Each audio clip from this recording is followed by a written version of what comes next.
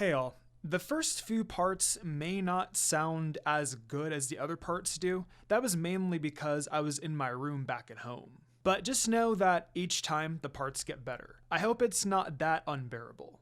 Thanks so much for understanding. Hey all, today I'm going to be reading a Naruto fanfic online called The Red Flash of Konoha, Itachi Uchiha fanfiction. Essentially, this is what if Naruto had a sister, and this is on Wattpad by Urieccentric. I will go ahead and leave the fanfic in the description below. What if Naruto Uzumaki had a sister that he never knew she existed? Her name is Minako, a kunoichi, Jinchuriki, and the reincarnation of Uzumaki Mito. Namikaze is her maiden name, and she's blessed with the Uzumaki blood. Uchiha is her last name. Care to find out how and why? Chapter 1, First Encounter. I'm just waiting for my mother to finish the dishes, and then we're going to the playground while mother will be with her friend. Mina-chan, come on, let's go, mother said. Yay, bye papa. Me and mama will see you later. I waved goodbye to my papa while he waved back and said, take care you two. Oh, we will, mother said. A few minutes later, Kushina, a lady with raven hair called. Makoto, sorry to keep you waiting, mother said. Oh, don't worry, we just got here. So, this is your little girl, huh? She's a spitting image of you, she said and looked at me. My mother laughed a little and said, she's only got my hair and attitude when I'm angry, you know? By the looks of it, she does have Minato's face, especially her eyes and nose, Makoto-san said. What's her name? She said. Do I have to introduce myself? My name is Namikaze Monako, Makoto-san, I replied. Makoto-san smiled. What a beautiful name you have, Monako. I smiled and looked at my mother as she smiled back. My mother and Makoto-san were talking about clothes, babies and such, while I was looking at a raven-haired boy by the swings. Who's he? Mama? I called. Yes, Mina-chan. I pointed at the boy and asked, who's he? Oh, that's Itachi, Makoto's son, she answered. Can I play with him? I asked Makoto-san. Sure, go ahead, Makoto-san smiled. I looked at my mother for permission. She smiled and said, go on, have fun. With a huge smile on my face, I let go of her hand as I ran as fast as I could. Be careful, okay? My mother shouted. Okay. When I arrived at the swing, I took the one next to him. He didn't mind me though. He's just looking at the environment. I want to catch his attention, but I'm too shy to do so. What do I say? Hi, too common, and he might ignore me. The surrounding is beautiful, isn't it? I said. Oh yeah, it is. Life around us is beautiful. He looks at me. What brings you here? He's actually talking to me. I'm here with my mother, I answered as I pointed to her. Oh. Do you want to play with me?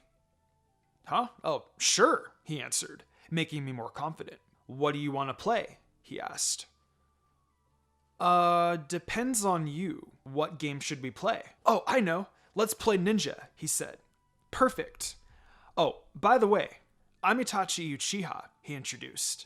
Well, I'm Namikaze Monako. After that, we played Ninja and we learned a lot from each other. We played Ninja after an hour or so. To rest, we sat by the wooden playhouse. Itachi, you were unfair, I yelled at him. No, I wasn't. Yes, you were. No, I wasn't. Yes, you were. No. Yes. Fine. Maybe I was. I smiled. Maybe? He looked at me and said, okay, I was unfair. I giggled and celebrated victory while Itachi only smiled. We continued the talk about everything around us. Then it changed to eyes. And whose eyes were beautiful. Mina, you do have beautiful eyes, he said, making me blush. I was going to say something, but my mother called me.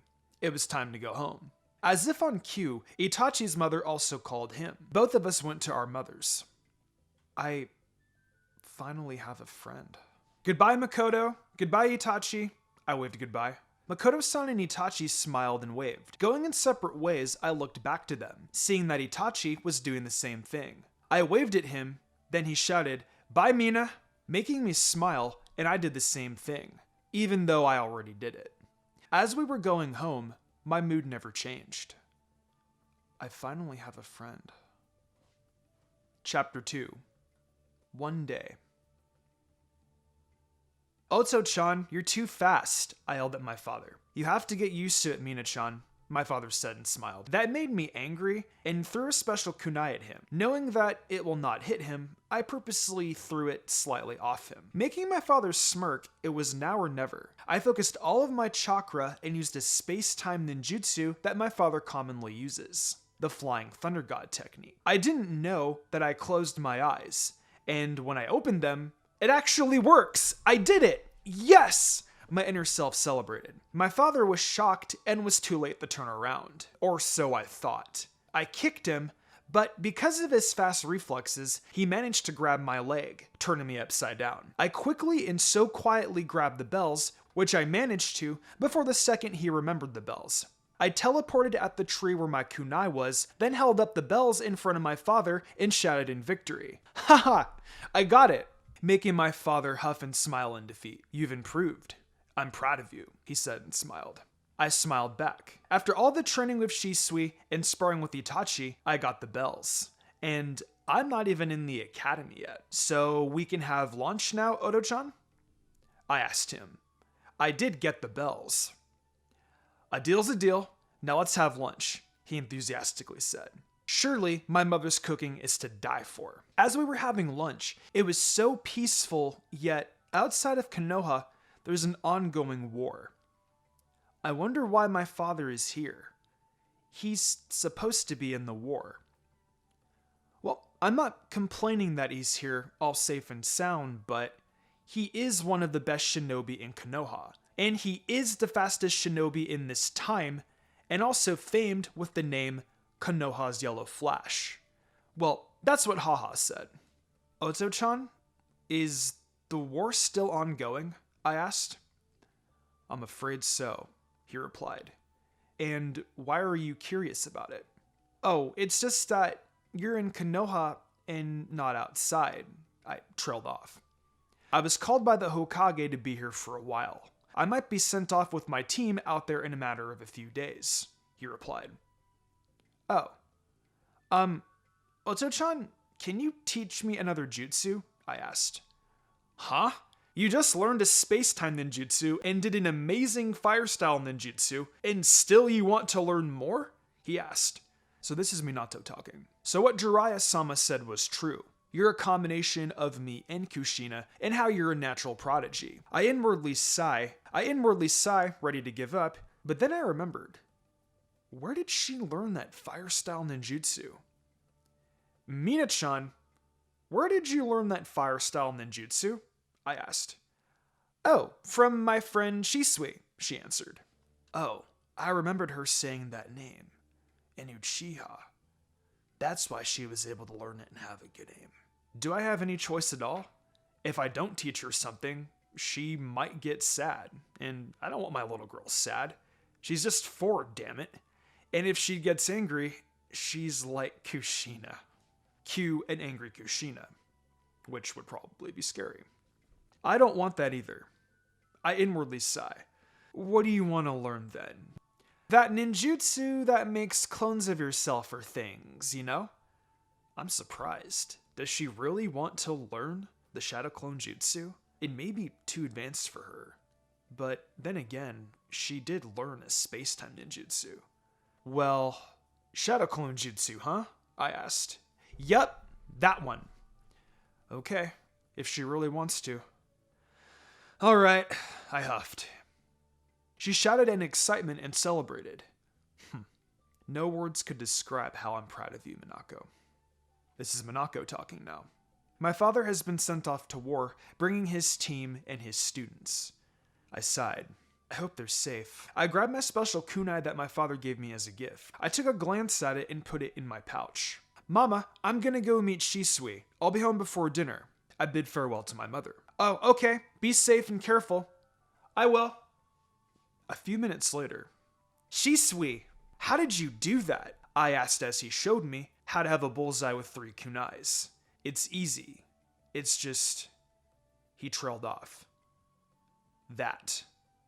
An hour after training, Shisui said something about life and death, and then about the war. I couldn't agree more. He was right about everything. Is there even an era where there's no war? Will the people around the world just stop fighting and just talk it over?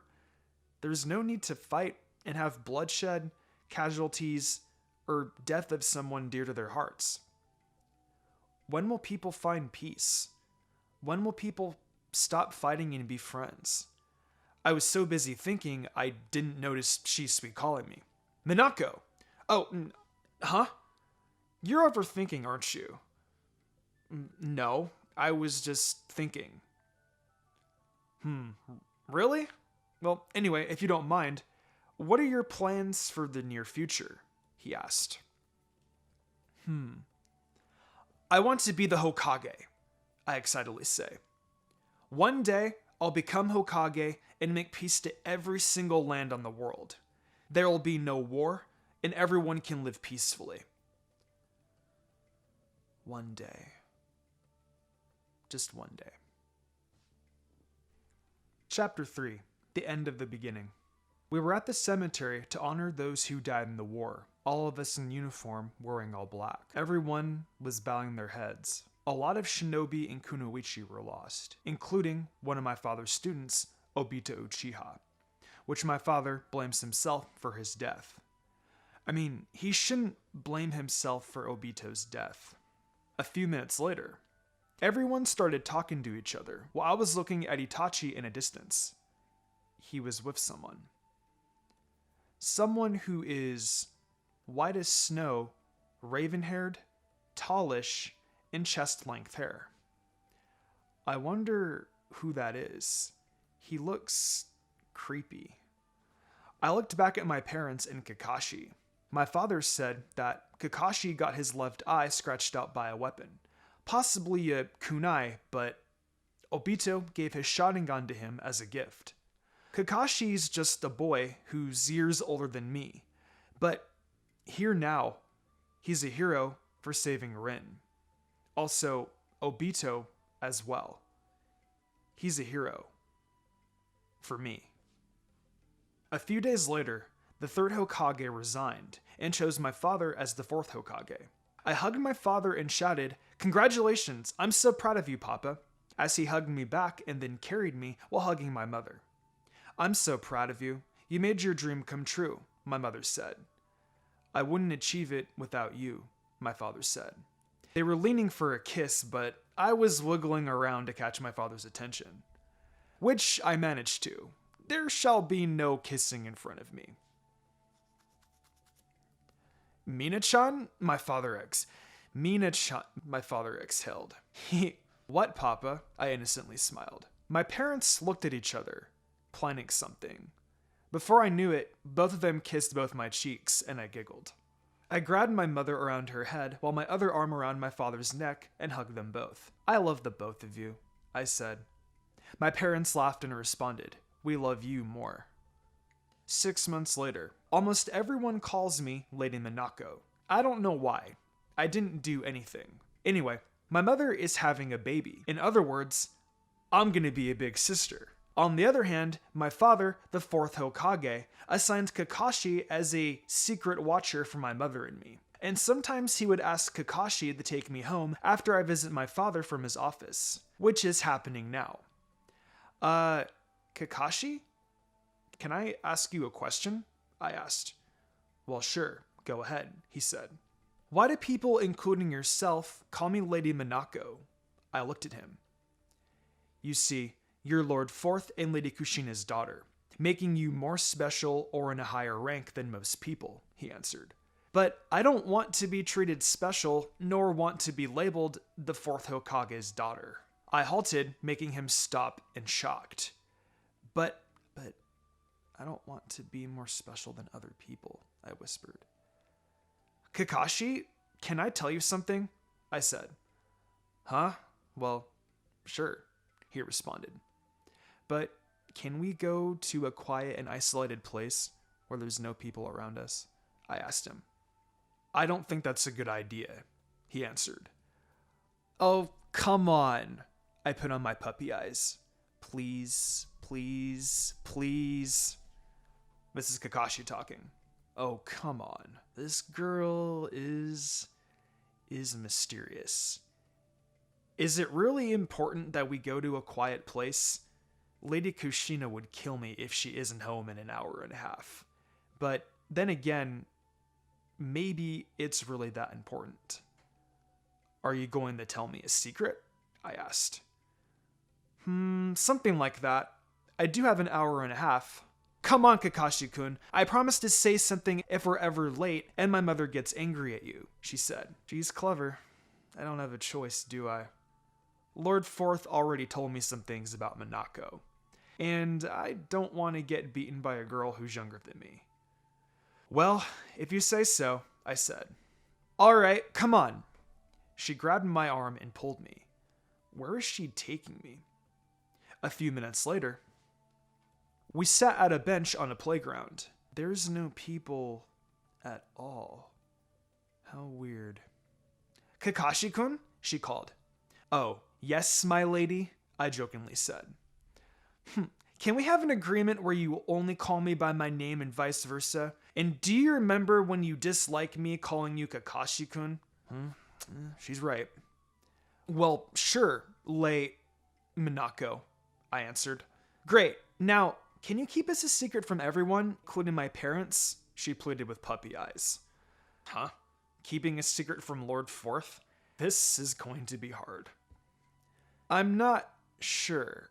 Keeping a secret from the Hokage is a bit tricky. Well, it can't be that hard, she said. You don't know that. Fine, I said. And that pretty much concludes part 1 of What If Naruto Had a Sister, or The Red Flash of Konoha, an Itachi Uchiha fanfiction.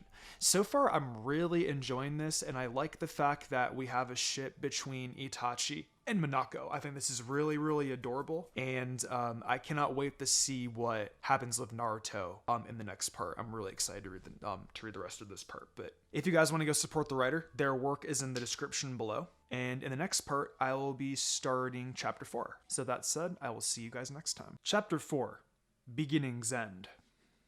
This is Minako talking. I'm glad that Kakashi actually agreed to this. Right now, you see, I need someone that I can talk to. Itachi is busy, and also Shisui.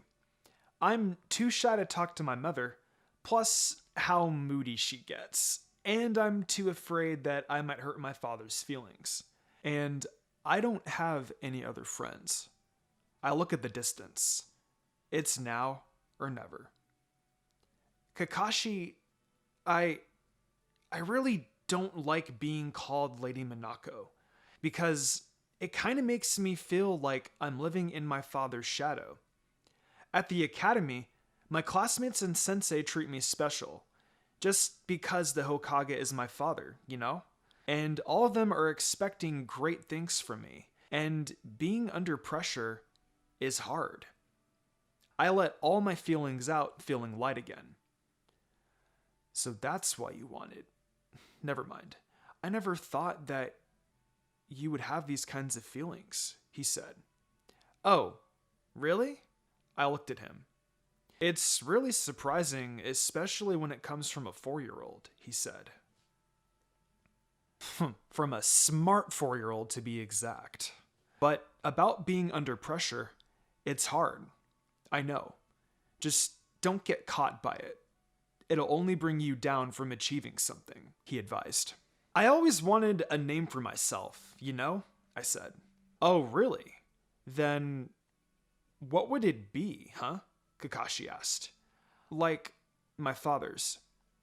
Someday, I'm going to be Hokage and be famed as the fastest kunoichi in the world, beating my father's speed, being faster than him. I could be the Red Flash of Konoha, I said excitedly.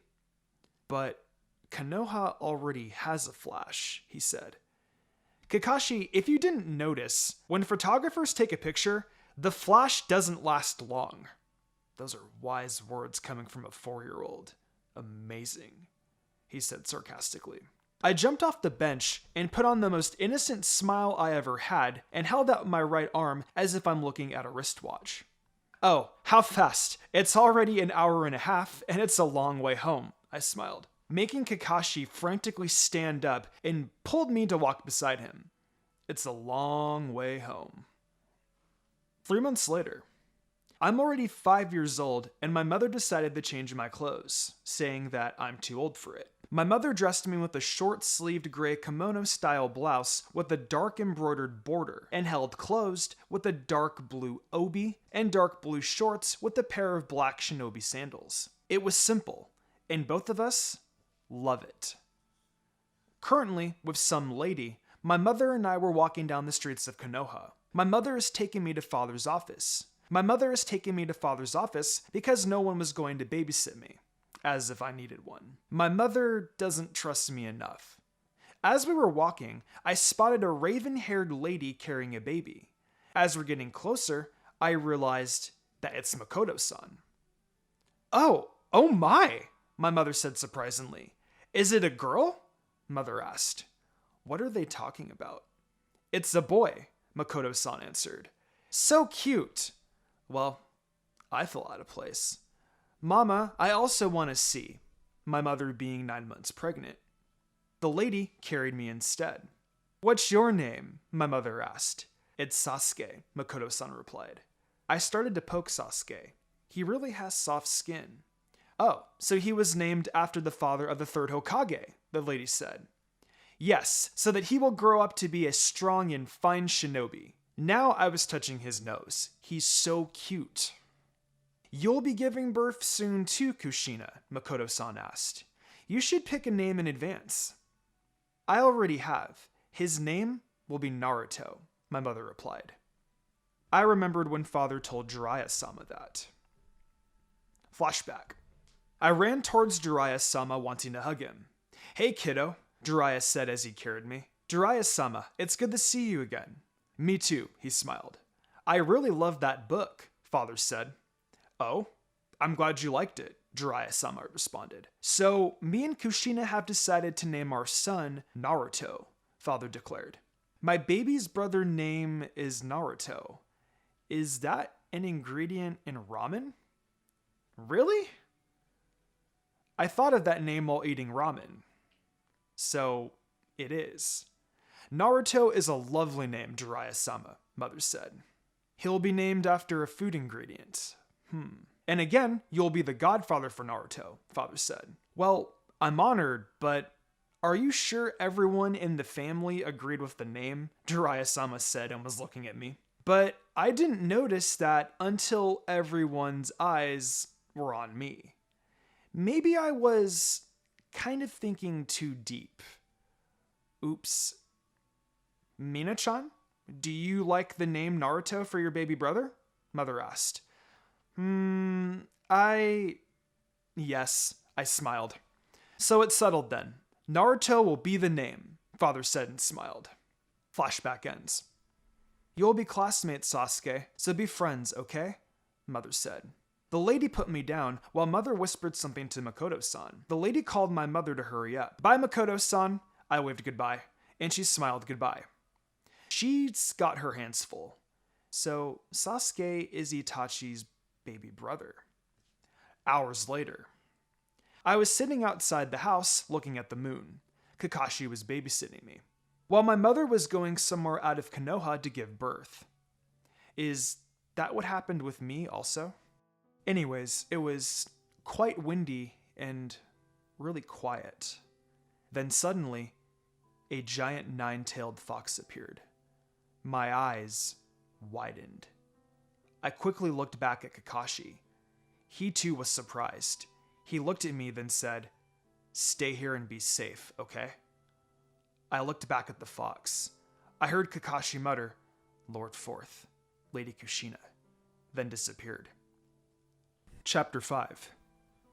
The end. A few minutes later, I ran while avoiding flying debris. I'm going to find my mother. Out of nowhere, a huge shadow was covering mine. Dang it, I'm not fast enough. I closed my eyes. Before I knew it, I was at a shack. I guess, being carried by someone. I was laid down in a bed beside a baby and my mother, my baby brother. I looked back to see that it was my father who saved me, then back to my mother.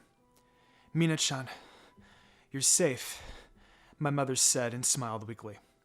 Mama sounds weak. Is she okay?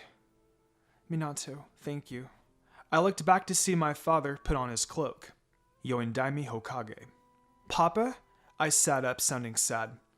Don't worry, Mina-chan. I'll be back in a flash. And like that, he disappeared. Papa, be safe. A few moments later, I was hiding behind a tree watching my mother chaining up the fox and putting up a barrier. Luckily, or unfortunately, I'm inside the barrier's boundaries. Now, I was looking back and forth from my brother to my parents. I want to go to them, but Papa said, I'll go anyways. I ran towards Naruto looking down. Oh, a sealing jutsu. Are they going to seal that fox? No, Minako and Naruto! I overheard my name. I'll seal the yang half of the nine tails within Naruto and the other half in me, my father said. I looked at what's behind my father. Oh no, not that. That's the Reaper Death Seal. My father started to make hand signs. Until... Papa! Mama! I interrupted him, resulting him to seal half of the yin half of the nine tails within himself. Minako! Why are you... Then, in a blink of an eye, the nine tails claw went through my parents and was coming towards me and Naruto. I must protect Naruto. With that, I covered Naruto. Excruciating pain was coming from my right hand. Soon, I realized a small part of the claw went through my hand, leaving me shocked. I breathe heavily. I think that I'm going to faint. No, stay awake. Minako! A voice shouted in my mind. That wasn't me. Or... Minako! You... I cut my mother off. Papa, just seal the halves on me and Naruto already. Both of them shocked. Then suddenly, I felt a burning sensation on my stomach and an uneasing feeling in my body. My eyelids starting to drop. I must stay awake. Minako, Naruto, my mother called. Mama, damn it. I'm starting to lose consciousness. I slightly bowed my head. But I'm still listening to them. Tears falling down. Minako, protect Naruto. Okay? My father said. Minako, don't be a picky eater, okay? And have more friends. Don't worry, we'll always be beside you two. And do the thing that your father said, my mother said. Mama, Papa, I promise to protect Naruto no matter what it takes. I shouted, looking at them. They smiled, making me smile. Bye, Mama. Papa. I love the both of you. Then a blinding light appeared, which made me close my eyes. Next thing I know, I was on the ground looking straight to my father's lifeless eyes. I closed my eyes for a minute, but then I heard my mother's voice, which made me open my eyes. Lord Third, Lady Minako's awake. A shinobi carried me. I'm barely alive. Stupid. Naruto, Monako. I saw my mother die in front of me. Lord Third was saying things like, I promise. What did you promise, old man? Naruto in his arms was the last thing I saw before darkness consumed me. Naruto. 2 days later, I woke up squinting my eyes because of the really bright lights. Damn, those lights. I think I've adjusted now. Fully opening my eyes, and it went on a raven-haired boy. There was another one as well, but shorter. Is that Itachi-kun? Shisui-kun? Why are they here? One of them moved. I hope that I didn't wake him up. Itachi? Now both of them are up. Mina! Both said simultaneously. Mina-chan, we thought that you weren't going to wake up, Itachi said.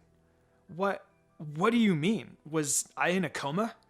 You were out 2.5 days, Shisui-kun answered. Oh. Suddenly, 2 shinobis arrived. Lady Monako, we're glad that you're awake. Lord Third will be here shortly, one shinobi informed. And as for you two, kindly go out of the room and wait outside until the Hokage leaves, the other one said. I stared at the shinobi whom was escorting Itachi-kun and Shisui-kun out. How did they move so fast? I just woke up. Where's Naruto?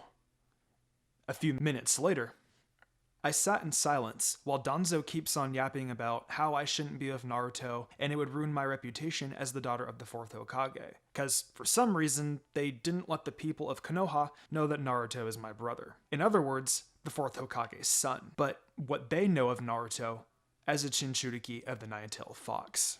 Plus, they kept it a secret that I was one as well, just to keep my reputation clean. I don't care about my reputation. All I want is to see Naruto. No, I denied. But Lady Minako, I cut him off. I don't care what people think of me. As long as I'm with Naruto, I'm fine. He huffed in frustration, and the 3rd Hokage slowly shook his head. The 3rd Hokage began to speak. How about this? You are going to see your brother anytime you want. But, I said, there's always that word. But before he's in the age where he can remember, you're going to leave him, Lord Third said. That's a short amount of time. I don't really have much of a choice. Okay, fine, I agreed. They smiled. They're just lucky that they're older. Can I see Naruto now? I asked. Lady Minako. A medic ninja was interrupted by, Sure, Lord Third said. He can't say no to that. A few minutes later, Naruto's in front of me sleeping. At least he's okay. I begin to touch Naruto's cheeks. Whiskered like birthmarks, making me smile. Oh, Naruto. Hey, baby brother. He started to move, hoping that I didn't wake him up. Thankfully, he stopped. Phew, that was close. For a minute there, I thought he was going to wake up. Naruto, luckily, you won't remember the incident. But sadly, you won't remember your family. Naruto, I want you to be a good boy, okay? And don't be a picky eater. And have a lot of friends, unlike me. I barely have friends. Study hard for examinations for you to do good in the academy. And don't be shy, because it'll do no good at all. Someday, I want you to be the Hokage. I gave up on that dream, but I got a new one. Show the village that you're someone, not just as a Jinchuriki. You're Naruto Uzumaki, and I'll always believe in you and protect you no matter what. Oh, and lastly, be friends with Sasuke, okay? He's Itachi-kun's younger brother. Well, if he rejects it, don't give up. Don't ever lose your friends, Naruto, I said and smiled. As a medic ninja called me to return to my room. I'll always protect you, even if it takes my life. So be it, as long as you're safe. Chapter 6, A New Beginning. This is the second time. I don't want any of this again. So many lives lost, all because of the Nine-Tails. Huh? Who was that? Am I going crazy or something? Not yet. I was trying my best to not have an outrage when everyone's bowing their heads in silence. Then I remembered. Are you the Nine-Tailed Fox? I asked a mysterious voice.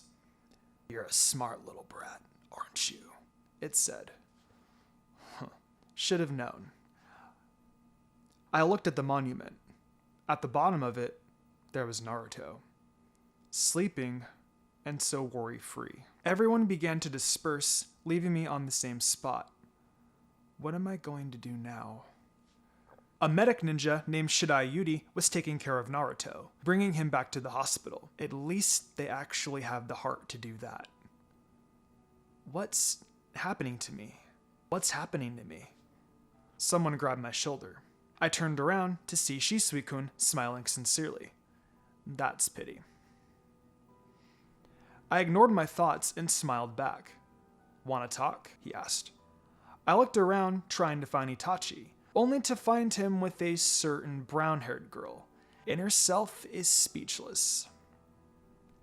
Huh? Oh, sure. I do need it. At a training place. You know, you can tell me anything, Mina. I already told him everything except some things. But I already told you everything. I tried to convince him. Really?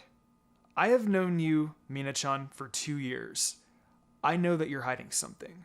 Shisui smirked, arms on his hips. I sighed. If I tell him, I would be violating a law that Lord Third made. But it is Shisui. Okay, fine, I said. He then smiled. Just don't tell anybody, I warned him. I promise. He raised his right hand. I smiled and told him about everything. Shisui was very understanding. I'm blessed to have him as a friend. I'm currently walking home. I wasn't allowed to see Naruto today, which made me sad. Going up the stairs, finally at the door. I turned the doorknob and entered. It isn't the same as before. I miss them. Mama and Papa.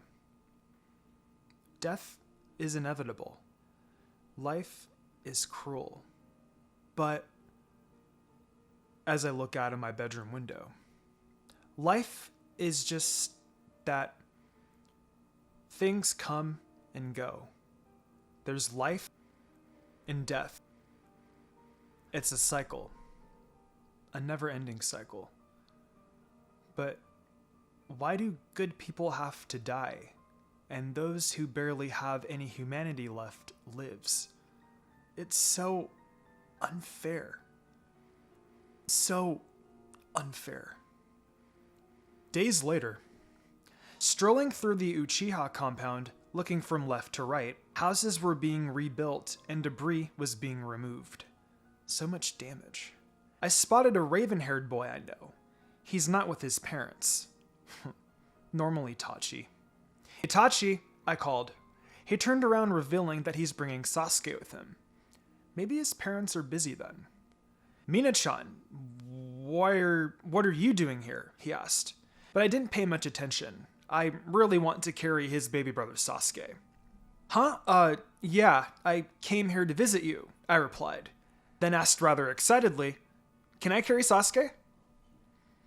No. And how did you know his name? He replied. I already knew him before when we passed by Makoto-san a few days ago. And why not, Itachi? He might cry, he said. No, he won't. Please. I pleaded, reaching out, wanting to carry Sasuke. He agreed. Hi, Sasuke, I greeted, wiggling a finger in front of him. He laughs and grabs my finger with both of his little hands. I giggled. Aw, so cute. A surprised Itachi in front of me. Oh, he likes you? He said with a hint of jealousy. Why are you surprised? Is it the first time that Sasuke is being carried by someone else other than his family? I asked while still playing with Sasuke. Not really. It's that when people try to carry him, he would cry, he answered. Oh, I giggled. Are you still up for the adventure? I asked while giving back Sasuke. He smiled. Of course. 1 hour later, Itachi and I found a huge stone with the word Shinobi carved into it. What does it mean to be a shinobi? What is a shinobi? We stared at the rock for like 5 minutes or so. Itachi? I called. Yeah? What does it mean to be a shinobi? I asked, 'cause it's bothering me. I wondered the same thing also, he replied. Great minds think alike. Maybe. About a minute of doing nothing, we continued our little adventure, until we found a field of flowers, and at the end of it, is a cliff. We sat at the middle of the field. Luckily, there were only a few flowers and grass overpowering the area. We were taking a break and enjoying the view. A couple minutes after, I decided to lay down, my long red hair spreading all over the place. Thankfully, it's cloudy and a bit windy. The sky's so beautiful. It's so peaceful in here. I didn't notice that Itachi laid down beside me. Mina? May I ask, where's your brother? Unlike Shisui, Itachi knows a thing or two about the situation. Oh, he's with the caregiver in the hospital. Oh, what's his name? I looked at him without knowing that he's already staring at me. I blushed. We're so close. Set aside that. Answer his question. It's Naruto. Naruto Uzumaki, I answered, looking away. You have different surnames. Yeah, it's to hide him from my father's enemies, specifically when he's... I stopped. Can I tell him? Can I trust him? When he's what? He asked. I looked back at him. Promise me you won't tell anyone? He nodded reassuringly. I tried to sense my surroundings, if someone was trying to spy on us. I'm still not good at it, unlike my father. Seems like no one's around us. Mina-chan? Oh, yeah. My brother is the Nine-Tails Chinchuriki. Itachi was shocked. With that, he bombarded me with questions. In the end, I told him everything. Except me being one. A Chinchuriki. It was time to go home. The sun is setting, and it's getting dark. It's a long way back home. But before Itachi and I went separate ways, he called me. Mina-chan? I turned around to see him with a daisy in his hand. This is for you, as a thank you. He blushed, looking away. I took the flower. Why are you thanking me for? He's surprised. I should be the one thanking you, so thank you, Itachi. I smiled. He smiled back. He poked my forehead and said, See you later, Mina-chan. See you, I whispered as he ran back to his home. Chapter 7. Just only a year. 6 months later. It's early morning. Half of the village is already awake, and since that I'm now fully awake, I'll finish my homework. Why didn't I finish this yesterday? I changed my clothes, as it reminds me of my mother. Anything reminds me of my mother. Wearing a sleeveless kimono-style blouse that was yellow-orange in color and held closed with a blue obi over a long-sleeved mesh shirt with a pair of dark blue shorts and dark blue shinobi sandals. Grabbing all of my personalized kunais, I'm off to school.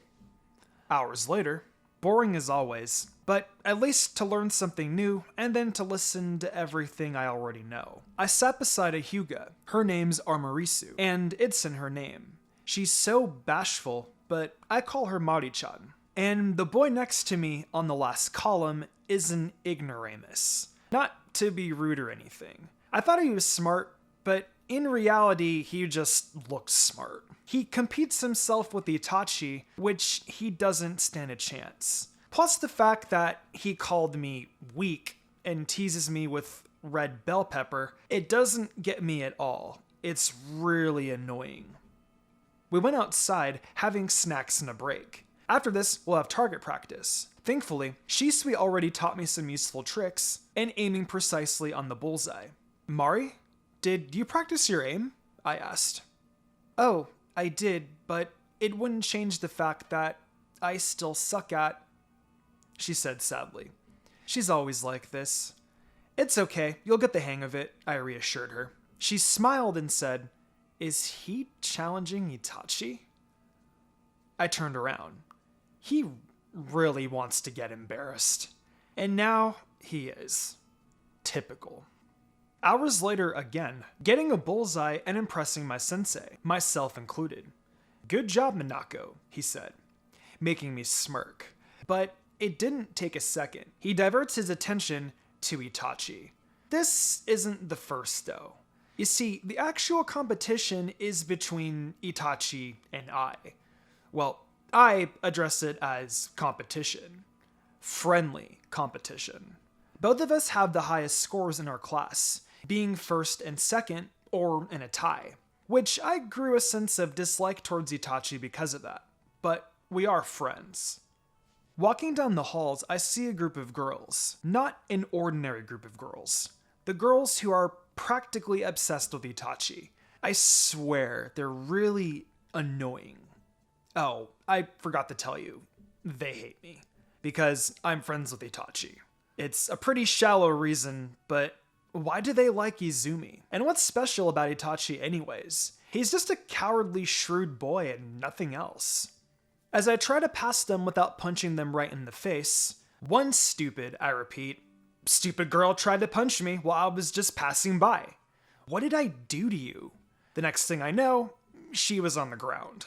The girls around us were shocked and surprised, as usual. They always try to do this. They try to hurt me. What did I do to all of you that made all of you hate me? I asked calmly. None of them answered. Guilt was in the air. I sighed. Take her to the infirmary. I turned around and continued walking. That'll show them not to mess with me. 6 months later. Same old things, but a different day.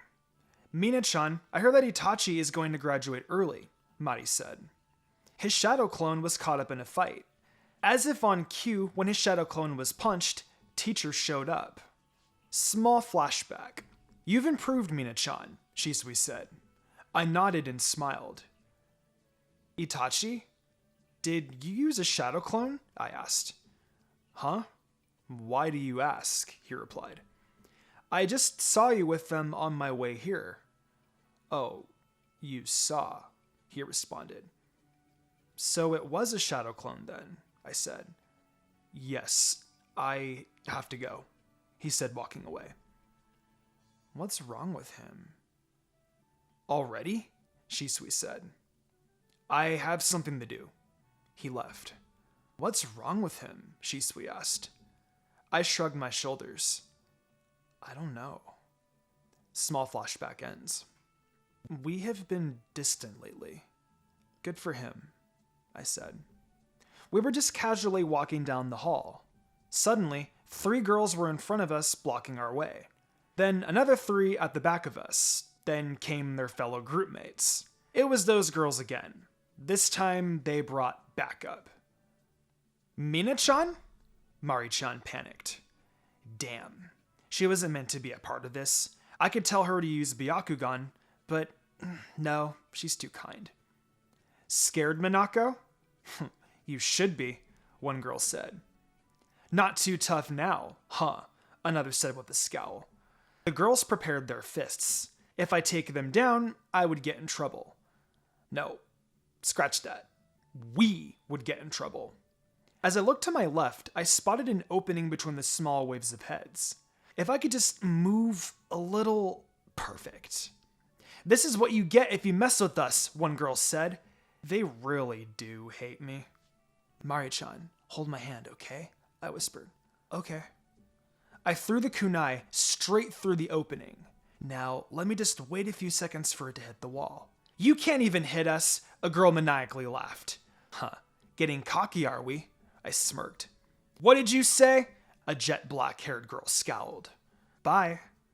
I teleported at the end of the hall, then took my kunai. Where are they? They disappeared. The group of girls were frantic. Mina-chan, how did you... Shoji-sensei cut her off. Minako? Shocked expression all over his face. Now I realized there were 3 teachers in the hall. Oh no. Am I in trouble? In the Hokage Tower? So she did it, huh? Are you sure? I was eavesdropping on them. Luckily, we weren't in trouble, but I don't know why they would make a big deal out of me knowing how to do a space-time ninjutsu. Wait, let me rephrase that. A pre-ninja kid did a space-time ninjutsu. Oh. Sometimes I'm just that slow. Okay, I heard someone said. Before the door opened, I stood straight, hoping they wouldn't suspect a thing. I entered the room, tension all over the place. Or is it just me? Hokage-sama. I bowed down. What space-time ninjutsu did you use? Danzo asked. I never liked him. I don't know why, though. The flying thunder god technique, I answered. And the people in the room gasped. Who taught you? He asked again. I looked down. My father? Then it settled then. Lord Third paused. I looked at him. What is going on? Namikaze Minako, you're graduating early. I was shocked. Is this even real? Oh, really? I said excitedly. Yes, Lord Third smiled. Thank you very much, I smiled. Chapter 8, Genin. It was the day when Masayuki-sensei will group us into 3. Now, I'm grouping all of you equally. Some in the class were disappointed. Let's start, he said. What team number is it? Team 6. Masayuki-sensei trailed off. When will my name be called? Itachi is in Team 2, along with a girl and a boy. I forgot their names though. Team 7 will be Akira Nara, Satoshi Suzuden, and Minako Namikaze. Team 7, eh? What a coincidence, I'm already with my teammates. They're also my seatmates. Akira, Minako, and Satoshi. Okay, you'll be back here to meet your assigned trainer/teacher. Understood? He clarified. Yes, Masayuki-sensei. An hour later, we were at the same training place in the forest. Why don't we start by introducing ourselves? I'll go first, then from right to left. Sensei? Satoshi raised his hand. Yes? Does it include our dreams, hobbies, likes, and dislikes? He said. Is he serious? Oh, well, sure. She actually agreed to that. I'm Natsumi Hyuga. I'll be your sensei till the tuning exams. My dreams? Well, it's for all of you to pass. Hobbies? I read books and knit. Well, I like plants and such, and dislike insects that crawl, she said. I'm speechless right now. It's my turn, Satoshi begins. I'm Satoshi Suzerain. My dream is to be the best taijutsu using ninja in Konoha. My hobbies include training and more training. I like to impress a certain someone and dislike people who underestimate me, he grinned. I'm next. Huh. Name's Monako Namikaze. Dream? I'd say to surpass my father's ability and to be known as the fastest kunoichi. Hobbies: eating, reading, and watering plants. Likes? Depends. Dislikes? War, I said calmly. Natsumi-sensei was a bit surprised. That was the stupidest thing ever. Name's Akira Nara. Dreams? I don't know. Hobbies? Sleeping, I guess. Likes? Depends. Dislikes? Anyone disturbs me while sleeping, he said. What even is this? It's the bell thing again. I don't know what it's called, but it's happening. If you want to have lunch, you must take these bells away from me. We nodded. This isn't my first time. Smirks. And to achieve the goal, you must have the intent to kill or injure me. Don't hold back. Understood? She said. Yes. She backs up to set the timer. Go. She vanished. Damn it. A shadow clone. Where is she? Satoshi asked. All of us look around. She's nowhere to be found. Wait, what did my father say about this again? The important thing in this activity is to have teamwork. Right now, you may not understand, but soon you will. That's right. Teamwork. I think it's best if we split up and find her so we can cover more ground, Satoshi suggested. No. Both of them looked at me. We should watch each other's backs, stay together, and fight him as a team, I said. Akira nodded, followed by Satoshi. We turned around, back to back. If we just locate her, Akira said. Cover me, I said. What are you gonna do? Satoshi replied. Find her. I backed up a little, placing myself between them. I closed my eyes and focused. I tapped the ground. Chakra must be somewhere... There! I threw a kunai at her, but she dodged it. That worked? Akira said sarcastically. I'm still in the middle of it. Shut up, at least I found her, I said. And now she's gone, he said. If I could punch him right now, I would. Oh, wait. I punched Akira on the shoulder, and then we were like cats and dogs. Hey, Satoshi said, which made us stop. All we need to do is find her again, and... I cut Satoshi off. If you guys didn't know, she's from the Hyuga clan, I began. And... Akira said. And a disadvantage for us because she might use her Biakugan. This is Natsumi talking.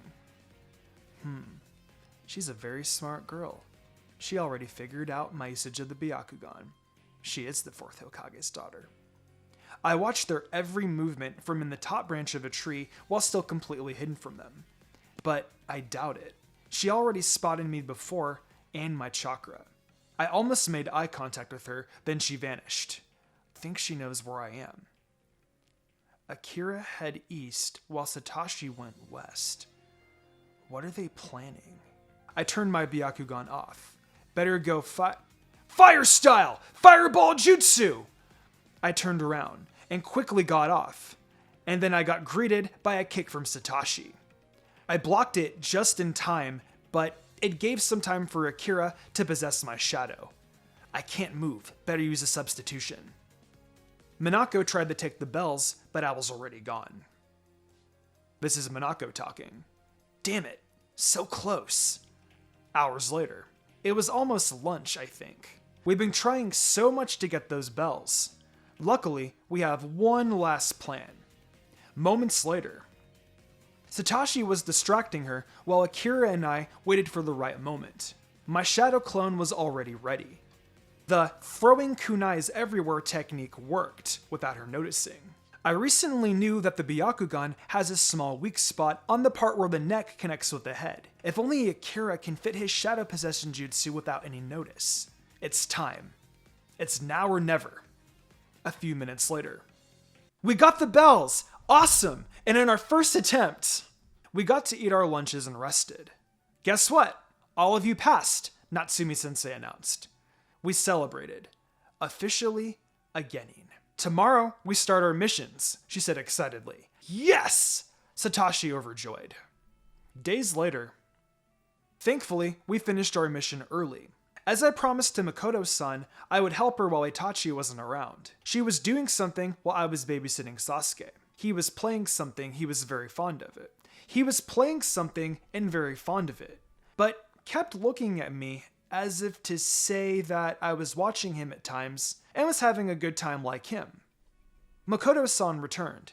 Thank you so much, Minako, for helping. I think it's best for you to go home. It's almost sunset. She was almost like a mother to me. It's my pleasure to help you, Makoto-san. Also, thank you for the snacks. Goodbye. I bid farewell. Take care, go home directly, okay? She said.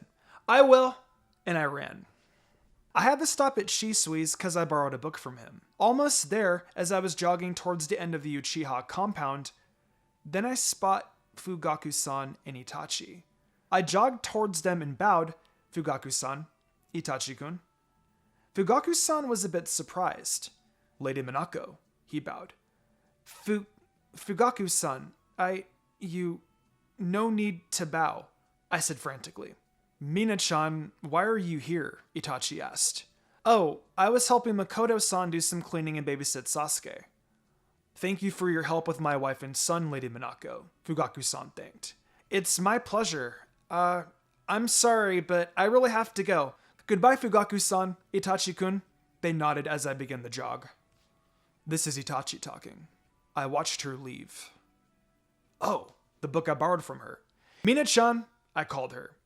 Cue slow motion effects. She turned around slowly. I don't know why.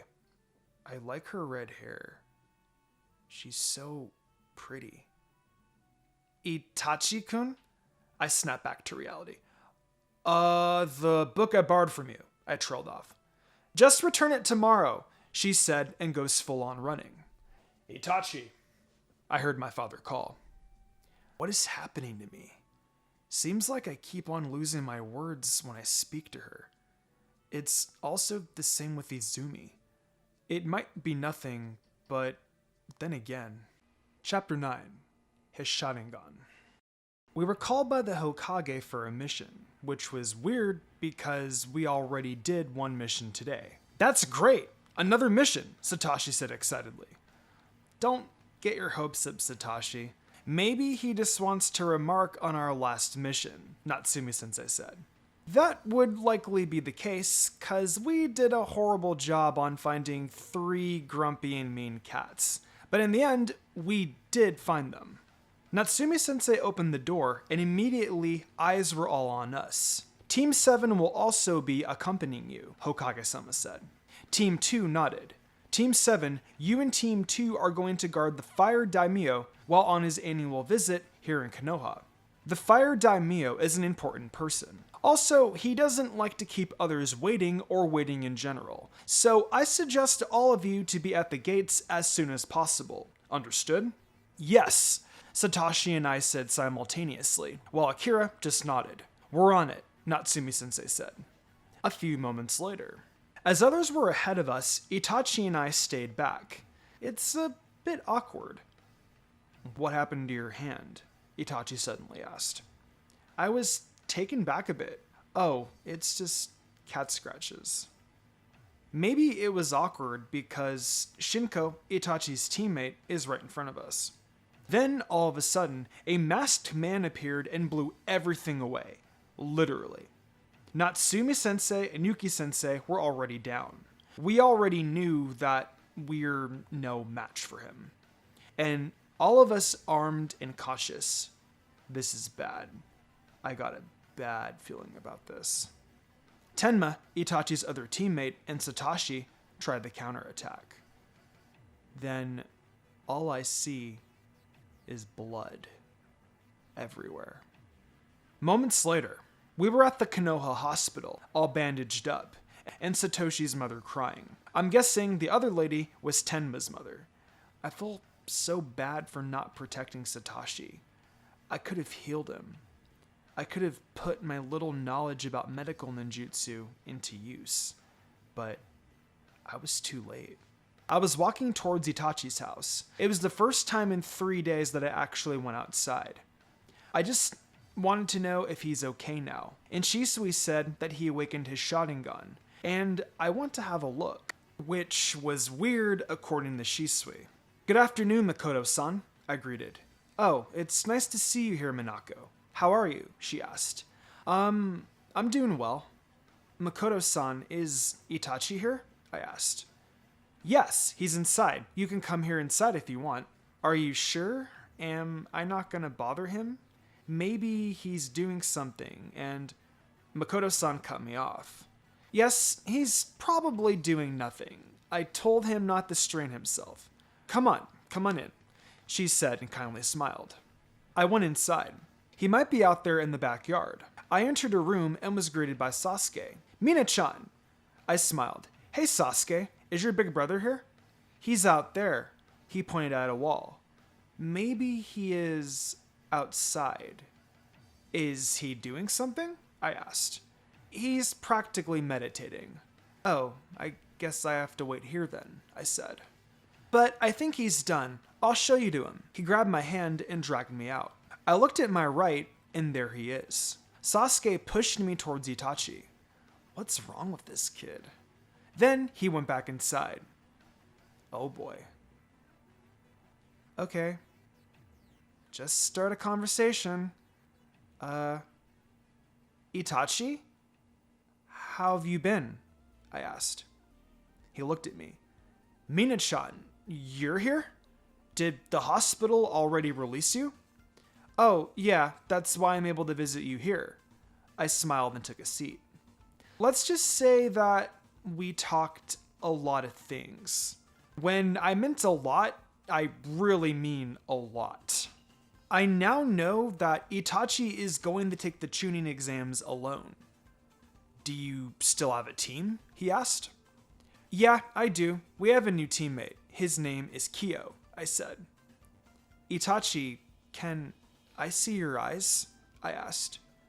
He looked at me confused. I meant your Sharingan. I would like to see your Sharingan. Well, if you want to. Oh, okay, sure, he said, and his eyes turned red. Wow, it's so cool, I said. A day before the tuning exams, someone anonymous or maybe one of the elders called me an Itachi. I don't know why, but I'm standing inside a room that has a short pillar at the center. I was asked, well, actually commanded, to stand on the pillar without getting hit by hundreds of kunais, which could be triggered by the strings attached to the pillar. Itachi and Minako didn't know that they were observed, both having high scores in the academy and both prodigies. The Hokage has good intentions, for they could be the keys for Konoha's good future and maybe the whole world. But with every light, there's a shadow. A man who wants them for his own bidding. A man who wants to use them for their abilities. And that man had observed them right as they finished their task in hand. The man smirked. They will be in my control soon enough. Chapter 10.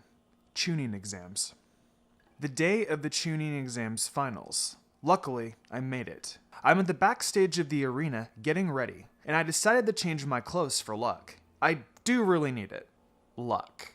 I choose to wear a 3/4 sleeved white kimono-like blouse with a black embroidered border held closed with a black obi, dark shorts and stockings that stopped at my thighs along with the village's forehead protector and black sandals. As for my hair, I just put on one white clip so it won't cover my face. I wanted to look like my mother when she was young, cause this matches for her and my father. First match, Kamiyo versus Itachi. Second match, Mumo versus Monako. The winner is Itachi Uchiha of the Leaf Village. And the crowd roared. Itachi, Izumi shouted while waving. She's Itachi's girlfriend. Mind the space, my inner self said. She's nice. Don't even try to be nice to me, my conscience said. I'm not. I am nice. Sure you are, she said. What am I even doing here? They're already calling me. Before I went to the stage of the arena, Itachi called me. Minako, good luck, he said. I smiled. Thank you. Winner, Minako Namikaze of the Leaf Village. Final match, Minako versus Itachi. I was breathing heavily. Medical ninjas are healing me for my next match. I got lucky back there. Good thing I used the Rasengan that Jiraiya taught me months before the exams. Mini flashback. Jiraiya-sensei, it's too hard, I complained. I've been trying so hard to pop this water balloon and I'm hungry. Well, how did you learn a space-time ninjutsu then? If you can't even pop the water balloon, he said. I threw the water balloon. Hey, your father spent years on making and perfecting this jutsu. I know that it's hard and all, but you said yourself, remember? You wanted to learn this for the tuning exams and make your parents proud, he said. I sighed. I did. Alright, this is for mom and dad, so I won't give up. I put my hand out and Jiraiya-sensei gave me another. Now that's the spirit! Months later, I'll do it this time. I concentrated on my chakra. I worked long and hard for this. I heard a noise and saw a spiraling blue ball on my hands. I was surprised. Jiraiya-sensei! Well, would you look at that? You did it. He smiled. But it isn't perfect, though, I frowned. Nah, it's fine. I looked up to him. That will do for now. Well, aiming, I guess, Minako. I let go of the blue ball. Yes, Jiraiya-sensei, I replied. After the tuning exams, I'm going to leave the Leaf Village again. I frowned.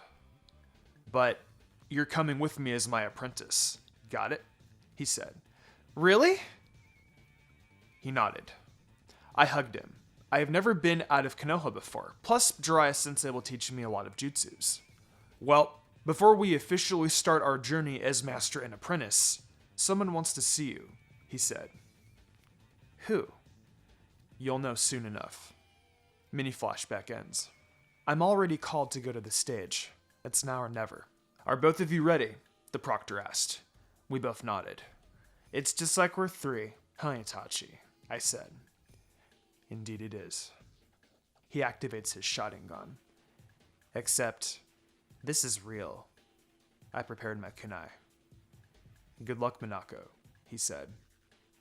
Good luck to you too, Itachi, I said as the proctor officially starts to fight. Third person's point of view. Both Minako and Itachi were breathing heavily, fighting head to head. None of them are stronger than the other. Seems like their battle was the longest, but also the most intense. Minako teleporting from one place to another, as speed is on her side. Surprisingly, Itachi can keep up, but he's just a step ahead when he dodges her. One wrong move and he could be hurt, as if he wasn't injured enough. Go, Itachi! Izumi cheered. They knew each other too well, but there must be a victor.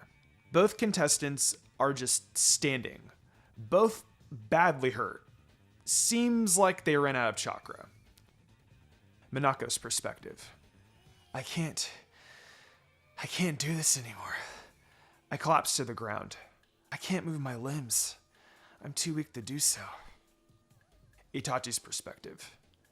I collapsed the same as Monako did. I barely have any chakra left. The Sharingan took a lot of my chakra. Back to third person. The crowd started to murmur. The five Kage were all surprised. Such speed and power coming from two genin. The proctor undecided about who's the winner. So, who is the winner? Chapter 11. See you again. Minako's perspective. Well, it doesn't matter who won or who lose. All that matters is that I'm finally a Chunin. I finished packing up my stuff for the journey. Oh yeah, I'm going to leave tomorrow. I won't be able to monitor Naruto. He might already be a genin when I come back. I hope not. It's getting late. Time to sleep. It's a long day tomorrow. After breakfast. Damn it, Jiraiya-sensei will be mad. I overslept. I ran as fast as I could towards the gate. I saw a guy with long, spiky white hair walking towards the gates. Jiraiya-sensei! He stopped and turned around. Well, good morning, Monako. I stopped next to him, catching my breath. I'm sorry for being late. He raised his eyebrows. And I thought I was the late one. Jiraiya-sensei feeling relieved. Seriously? I could have walked. Minako! Someone called me from behind as I arrived by the gates. I looked back to see Itachi and Shisui. I smiled and approached them. I felt a jealous or disappointed aura. I don't know why, but I just feel it. Heard you'll be leaving us, so we came here to say farewell, Shisui said. He's so caring. What? Well, I'm not really leaving you guys, and don't even say goodbye, cause what's the point in saying goodbye if we'll meet each other again? I said. You don't know that. Besides, when it's time, when you come back, you might not remember us or even speak to us, he pouted. I laughed. How can I forget the two of you? I hugged them both. You guys are the most annoying and kindest best friends that I have. Minako? I opened my eyes. Kakashi! I let go of Itachi and Shisui and ran to hug Kakashi. What can I say? He's like a big brother to me. Well, you can stop hugging me now, he said. I let go. I'm sorry. Why are you apologizing anyway? I came here to say good luck on your journey, and maybe when you come back, we could spar, he said. Oh, thank you, I smiled. Why does everyone know that I'm leaving? Sorry, but I gotta go. See you soon, he said, then disappeared. I turned around to see Itachi and Shisui. Oh yeah, they're still here. Can I ask you guys something? I approached them. Oh, sure, they replied. You guys won't forget me, will you? Of course not. How can I forget your red hair and blue eyes? Itachi said. That made me blush. What is this feeling? Wait, he just described me. What am I even thinking? And your quick temper, clumsiness, stubbornness, and big forehead, Shisui added. I smiled, then punched Shisui, sending him flying across the street. I clenched my fist and maniacally smirked as my hair started to raise. Oh, Shisui, Itachi sighed. Minako, it's time to go, Jiraiya-sensei called me. Well, I guess it's time. I looked at Itachi and nodded. Awkward, my inner self said. Shut up, will ya? I said. It is, but we'll see each other soon. And as I said, I wouldn't forget you and Shisui and stuff, you know? I stuttered at the end. He poked my forehead, some gesture he uses on Sasuke. See you next time, he smiled. I blushed and noticed Shisui's smirk. If he teases me, he'll be sleeping with the fishes. Yeah, see you soon, Monako. Can't take it anymore. I punched Shisui's head. Why did you do that? He asked while holding his head. To get that smirk off your face. Oh, you know, I said. I ran towards Jiraiya-sensei's side, turned around, and waved. See you guys soon, I yelled. Your friends are both boys? Jiraiya-sensei said. Yes. Why? Any problem? I said. No, nothing. Nothing at all. Lunchtime. Jiraiya-sensei, you said someone wants to see me, so may I ask who's that person? I asked as we entered a barbecue restaurant. See that woman with the blonde hair and wears a green cloak that has a gamble written on the back of it? He pointed at the lady. Yes. She wants to see you, he said as we approached them. Tsunade, Jiraiya-sensei said. Two women turned around. Jiraiya, what took you so long? Lady Tsunade said. Of course I know her. She's one of the legendary Sannin, along with Jiraiya-sensei. We had a few bumps along the way, Jiraiya-sensei said, taking a seat. Minako, please take a seat. I nodded and sat down next to Jiraiya-sensei. How did she know my name? So you're the 4th Hokage's daughter. I'm guessing that your mother isn't Uzumaki, right? She said. Oh, yeah. But all I see of you is my grandmother, Lady Tsunade added. Her grandmother? Wait, let me go back a bit. According to what I read a few years ago, Lady Tsunade is a descendant of the first Hokage, Hashirama Senju. Then the first Hokage married an Uzumaki. What was her name again? Mita Uzumaki, right. Huh? Really, Lady Tsunade? A lady said. She might be her reincarnation, Tsunade. This kid is somewhat special, Jiraiya-sensei said. Even if she is her reincarnation, it doesn't mean that she is like my grandmother, Lady Tsunade said. Want to make a bet? Jiraiya-sensei crossed his arms and smirked. You're on, Lady Tsunade smirked. Wait, can we eat first? I'm really hungry. This is really adorable. I really, really like this series, you guys. With that, you guys, I'm going to go ahead and wrap this up now. I will see you guys soon. Chapter 12. I'm back. 2.5 years later. After 2.5 years of tremendous training, finally we're back to Konoha. Excited to be back, eh? Jiraiya-sensei said. Very, I smiled. It's been so long. I finally got to see Naruto. Well, I can't speak to him or anything, which is complete utter bullshit. Ah, the gates of Konoha village. Is it really them? Someone gasped. During the duration of the training, I learned and mastered jutsus. My sensory has gone up, and for some reason, my ears have become more keen. But Kurama's chakra has been seeping out and can take over my entire body. I could hurt people without knowing. That's why I should have more control over my emotions. Jiraiya-sama, Lady Monako! Two shinobi bowed down. It's a pleasure to see you guys back here in Konoha, one said. We smiled. It's good to be back here, Jiraiya-sensei said. As we walked down the streets, Monako, I'll leave you here. I have something important to do. But I'll meet you back at, Ichiraku's, Jiraiya-sensei said. Okay, Jiraiya-sensei. He vanished. I should go to my parents, though. At least let them know that I returned. Would you look at that? Is that you, Monako? I looked at a guy leaning on the wall. A guy with weird-shaped white hair. Wait a second. Is that Kakashi? He looked up with a smile. Hey there. He waved a little. You've grown, haven't you? I asked. I should say the same thing to you, I giggled. So, how is your training with Jiraiya-sama? He asked. Well, it just wasn't Jiraiya-sensei. What do you mean? Lady Tsunade also trained me, I smiled. Huh? Lady Tsunade? Yup. You're really lucky, aren't you? He asked. I guess I am. So, sorry Kakashi, but I have somewhere to go. But I think you already know where, I said. I do. Now move along, he nodded. You still owe me a spar, Kakashi. Yeah. And I teleported. I looked at their graves. Mom. Dad. I'm home. A few hours later, making my way to Ichiraku Ramen, and someone keeps on shouting something from a distance. Hey! Mince kids! It's getting annoying.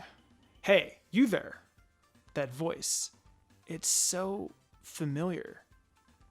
Could it be Shisui? But then I heard a faint voice. Hey, Dobi.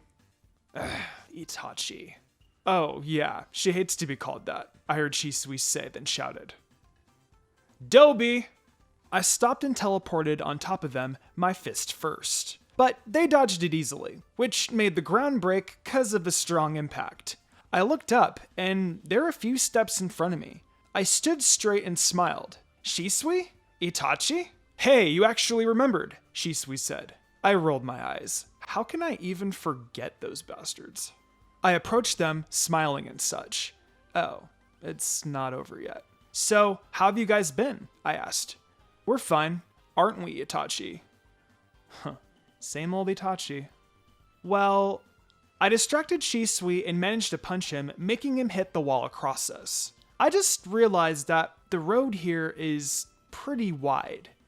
Pretty neat. Itachi sighed. Does this ever end? As Jiraiya-sensei said, you're becoming more like your mother. Shisui came back. Hey, Itachi also called you Dobi, but why didn't you punch him? I rolled my eyes again.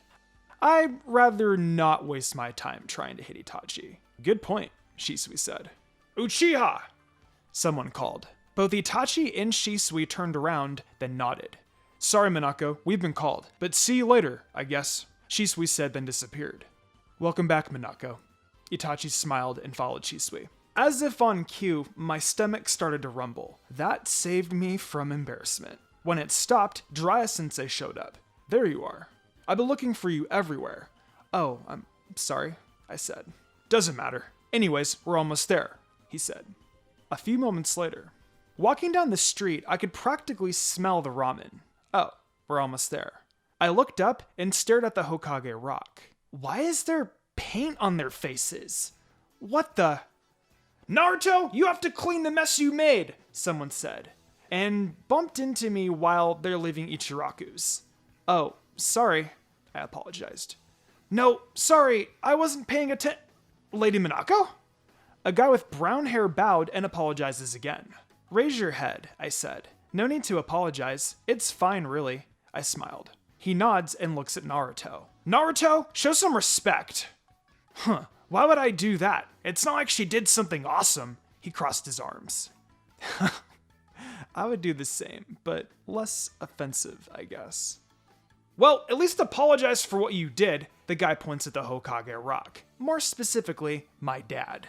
She's the daughter of the 4th Hokage, and you painted on her father's face. Naruto's surprised. You... I smiled. You're the 4th's daughter? I really look up to him, but to see you is amazing, you know? He enthusiastically said. I'm sorry, he added. I giggled a bit and rubbed his hair. Well, I'm flattered, but next time if you look up to someone, don't paint their face. I smiled. He nodded. We must go now, Naruto. Lady Monako. He bid farewell. Naruto waved goodbye, and of course I waved back. Oh, Naruto, you've grown so much. Hey, you coming in or what? Jiraiya-sensei said.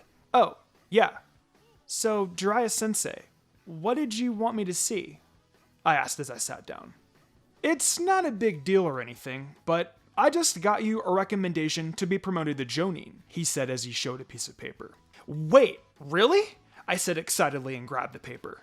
Well, they wanted you to battle with someone, possibly a Jonin, because they still remembered that match of yours back in the tuning exams, he said. Oh. Plus, the Hokage himself and the elders are going to watch, and rumor has it, they might recruit you as an Anbu, he whispered at the end. What? What's an Anbu? I asked softly. You'll know soon enough.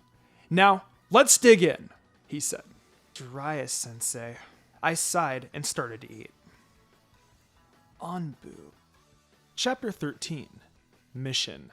Must kill emotions. A month later-ish. Walking towards Itachi's house, being weirdly invited by him to go to his house for his birthday. I'm guessing Makoto-san told him or something. It was so different from back then. It was less awkward, less silence. More importantly, it was less awkward. Since I got here, after 2.5 years and saw him, I've been catching the so-called feelings for him. Ugh. Well, I did like him for a long time now, as a friend. Or so you thought. Huh? I don't like him that way. Stop lying to yourself. I am not. Okay, suit yourself. Besides, I'm not the girl that boys fall in love with. Inner Makoto rolls her eyes. You're so fucking dramatic. And I can't imagine Itachi liking love or being with someone. He's too, I don't know, emotionless. Good point. Alright, enough of that thing. I have to focus, especially when I'm now part of Team Ro of the Anbu, being handpicked by the Hokage himself. Wow, that was surreal. Flashback. He's too focused. I gotta distract him in some kind of way. I jumped back and looked around. Jiraiya-sensei is here. Also, Itachi, Kakashi, and Shisui. I can't tell where they are or who, as I look at a group of masked people. They must be the Anbu.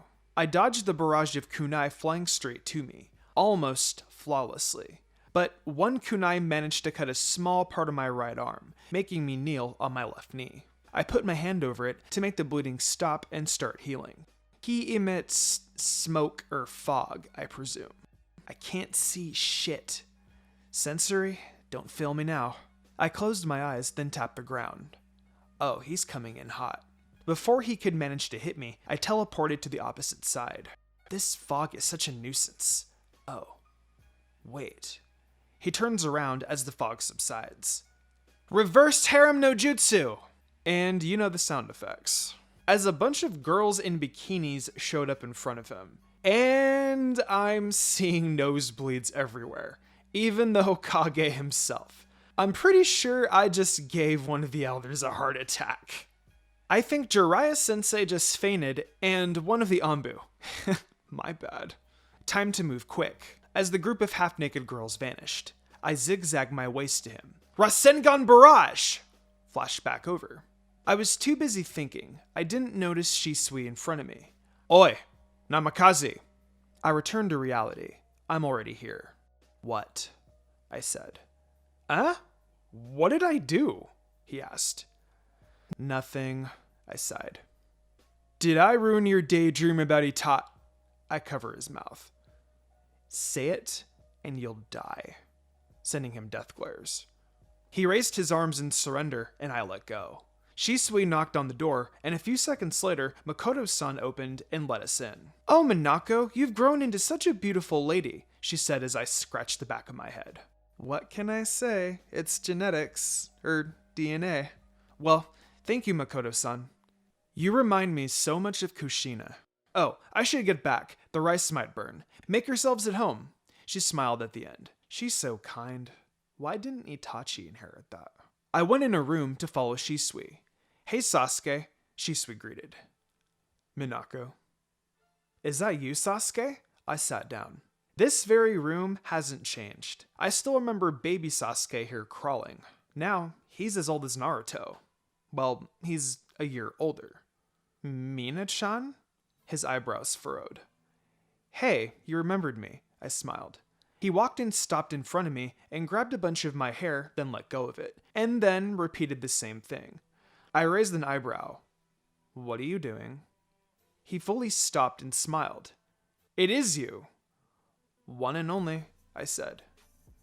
Hey, Sasuke, did Itachi already arrive? Shisui asked. Not yet, Sasuke replied, as Shisui went outside. Minako? Can I speak with you? He asked. Yeah, sure, I said as I approached him. Privately. Shisui hopped out the porch and glared at Sasuke. Sasuke huffed and went to his mother. I sat down on the porch, but Shisui gave me a hand. I gave him the seriously look, but all he did was raise his eyebrows. I took his hand and hopped out. So, what? I started. I'm guessing that you're wondering why Itachi isn't here yet. Wow, you read my mind, I said sarcastically. He rolls his eyes. Did you or did you not? I didn't. Why? Oh, did he tell you something or anything really? He said. You know, we barely speak now, unlike years ago, I said. So he didn't tell you. Cut to the chase, Shisui. You know Izumi? He asked. My heart beats hard. No way in hell. Yeah, why? Believe it or not? No, no. Itachi and her. Why did I even catch those fucking feelings? Are together, he ended. There goes my heart. Burned to ashes. Oh, really? I never thought Itachi would have a girlfriend, even though with an emotionless face, I said, fake shocked. Yeah, surprised me too, he said. So where are they celebrating? I asked. I don't know. All I know is that he's with her as we speak. Minako? You okay? Oh shit. I held my hand up. Shisui, you're starting to act like a girl. And no, I don't like him, I said. He huffed and gave me a sincere smile. Come on, I think he's already here. A few moments later, we were at the lounge area while waiting for the food. Me and Itachi are the only ones in the room, as Shisui left to go to the bathroom. This is my chance to greet. Oh, I forgot. Itachi looked at me with his eyebrow raised a little. Happy birthday, Itachi, I faked smile and enthusiasm. He stared at me, then squints his eyes a little. Thank you. I swear he could see right through me, or I'm just being paranoid. Minako? Itachi?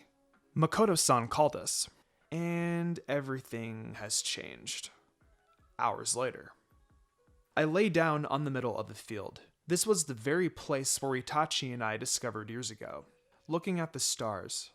Oh, so beautiful. As a tear slipped. And then comes another one. So weak and fragile. I don't want to be that. But no, I had to catch those feelings. I'm a kunoichi for fuck's sake, and kunoichis don't cry. I'm supposed to be an Anbu Black Up. They don't show emotions. Like in the Shinobi rules. I must kill my emotions. It's just a hindrance on the battlefield into this situation. Why am I still crying? I asked myself as I sat up and wiped my tears.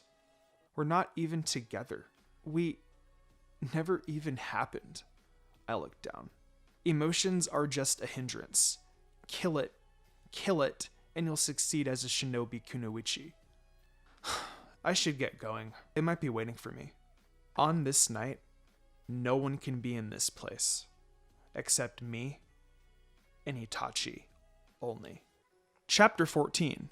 Yellow, Pink, and Black.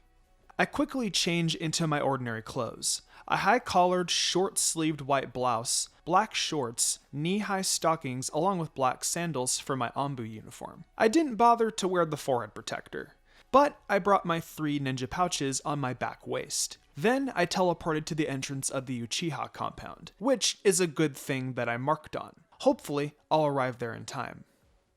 Makoto-san just left, and I'm here inside their house, searching for their youngest son. Sasuke? I was supposed to babysit this kid. Now, where is he? I used my sensory skill and tapped on the floor. There you are, you little shit. Sasuke jumped out of nowhere, and obviously trying to scare me. And for not being a killjoy, I faked being scared. I put a hand on my chest. Sasuke, you shouldn't do that to people who just entered your house. He laughed. Well, yeah, but it's you, so it's an exception. So, you already know, huh? I asked. Yep, he nodded. Anyway, can we go to town? Huh? Why? Because I said so. He crossed his arms and started to walk. I grabbed him by his collar and pulled him back. That's such a shallow reason. Please? I raised my eyebrow. I'm the one in charge, and when I say no, it means no. So, no. But I already asked permission from my mom, he pouted. I think Makoto-san said something like this. How about if he wants to go to town or a playground? Well, he could go, just don't buy him anything. He can be a little spoiled. What's the reason? I asked. I just want to go. If you don't let me go, I'll tell Nissan that you guys gave me sweet chocolates, he threatened. Shisui gave the chocolates, not me. If we go, promise me you'll stay by my side. Don't go running off to somewhere, I said. Sasuke looked away. And for the record, Shisui gave it to you, not me. It doesn't change anything. I'll still tell him, he said. This kid. But I don't want to die, I sighed. I'll give you a small bag of that special chocolate you like, if I manage to grab his attention. If you don't tell Itachi and listen to me when we're out there. Deal? Deal, he smiled, and we shook hands. Then we're off. But before that, I should mark him, in case he runs away or gets lost. Alright, for some unknown reason, I lost him. Great, Itachi is going to kill me. Awesome. I frantically searched for him. Wait, I marked him. Duh. I teleported a few steps away from him. Aw, he looks like he's going to cry. Sasuke, I called him. He managed to find me and hugged my legs. Hey, you okay? I kneeled and examined him. He just nodded. What happened? I saw his scraped elbows and knee. I tripped on the last step of a staircase, he said as tears start to form. Let me see your hands. Dirty and a bit scraped. Aw, you poor thing. Where does it hurt? I asked. He pointed mostly on his limbs, then wiped a tear. Stay still, okay? I'm going to heal you. He nodded. This is only between us, Sasuke. I won't tell your mother, while you won't tell Itachi. Got it? I said, patting the dust off his clothes. He nodded while eating the special chocolates I made, specially for him. Tell me what? I froze and slowly turned my head. I quickly stood up. It's just nothing really. I smiled, one hand on the back of Sasuke. It was Itachi and Izumi. Great. Itachi looked at Sasuke, who had a face of satisfaction. It's nothing, Nissan. I thought you dislike sweets, Itachi asked. These ones were made by Mina-chan. They're special chocolates just for me, Sasuke said with a small smirk, which made Itachi squint his eyes a bit. Come on, let's go home.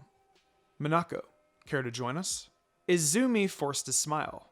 It's weird that in a blink of an eye, I could tell that they're lying or not by their chakra. Or, as a girl, I can tell that smile is fucking fake. No thank you, I've got to do something anyways. I put on my best smile. But, Mina-chan, how about the chocolates? Sasuke said as he approached me. I took a small bag from my pouch. Here, don't drink cold water, okay? And brush your teeth. I gave him the bag and patted his head. I can sense the irritation from Izumi. Bitch. He thanked me and joined Itachi and Izumi. Bye, Mina-chan, he waved goodbye. I waved back and smiled. When he turned around, I dropped my smile. It wasn't fake or anything. It's just them. A few moments later, I saw a little pink-haired girl. Looks like she's lost. Hey, are you lost? I approached and knelt down. She nodded. I was just with my friend, and I wanted to go home alone myself for a change, but I guess I turned in a wrong street. What's your name? I asked. I'm so helpful today. Weird. Sakura, she replied. Do you remember a specific sign or anything on your street? It was near a barbecue restaurant. Be a bit more specific, Sakura. I gave her a reassuring smile. Next to it was a seafood restaurant. Oh, I know the place. I'll take you there if you want, I smiled. She was hesitating. Don't worry, I'm a lady of my word. She takes my hand and off we go. But I recognize her though. She's one of the kids that technically bullied Naruto, or at least badmouthed him. There, Sakura shouted. On the way, we talked a lot of things. Sasuke was one of them. I bend down to her height. Sakura, I'm not mad at you or anything, but I heard that Naruto kid is always doing stupid things for the attention, because unlike you, he doesn't have a family to come home to. I'm not on his side, nor yours. Clearly I'm on his side because I'm his sister. So let's get to know people before we judge them, okay? She nodded and thanked me. I will, Monako-san. She went home. This has been a roller coaster of a day. Weeks later, I was passing by a playground when I saw both Naruto and Sasuke. They were crowded by kids, mostly girls. I see that Sakura's there. Oh boy, does my little brother seriously think he can beat up Sasuke? Wow, so much for being a good sister. But I've been in his shoes before, and it didn't go well for me either. Better save him from humiliation while I still can. Oi, why are you two fighting? I said as my hands are on my hips. He started it, both said, and pointed at each other simultaneously. I got irritated and my hair raised. I don't care who started it, I'll finish it. I glared at them and prepared a fist. Both of them scared, especially Naruto. Like father, like son, but quickly composed themselves and returned to their positions. I punched them both right on the head. What did I say? I said angrily. Sorry, both said. A few seconds later, someday I'll be able to beat you up. I sighed. Come here, you, I said as I dragged Naruto by his t-shirt's collar. Now that we're away from them, Naruto started to move. Let go of me! I do what he said and turned to him. Fighting at your age isn't good, you know? I don't care, he said as his stomach rumbled. Wanna eat something? I asked. No, just leave me alone, will ya? If I leave you alone and something happens to you, I'll be responsible. Now, come on. Where do you want to eat? It's my treat. I smiled. Well, if you say it that way, Naruto contemplated. We're at Ichiraku Ramen. Why didn't I guess this sooner or later? 1 large bowl of miso ramen, please! Naruto smiled widely. Make it 2, I added. Okay, coming right up. Naruto looked at me surprised. So, Naruto, is anyone taking care of you? I asked. I should be the one taking care of you. I feel bad now. Well, there is Iruka-sensei. You live on your own then? Yeah, he said. My heart. Do you know your parents' name or wonder why they're not here? I asked. This hurts me. No, not at all, he frowned. What have I done? Cheer him up or something. You know, Naruto, I know how you feel being alone, having no family, except you. What age were you when your parents died? Our parents.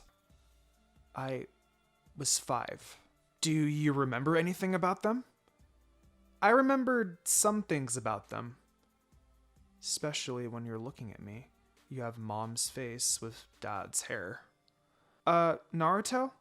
What would you do if you could see your father? I asked.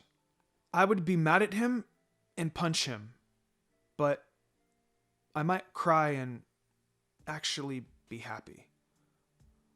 Well, Dad, be prepared to get punched by Naruto. How about your mother? I continued to ask. I'll cry. Maybe hug her. I don't know. Seems fair. You don't want to anger Mom anyways. It's like signing up for a death wish. If you had a sibling that showed up now, what would you do? Depends. If I had a brother, I'll punch him. If it's a sister, I'll ignore her or do the same thing, he absent-mindedly answered. Here you go, 2 large bowls of miso ramen. Thanks, Naruto and I said simultaneously. We began to eat and sometimes talk about the 4th Hokage. He just went inside his home.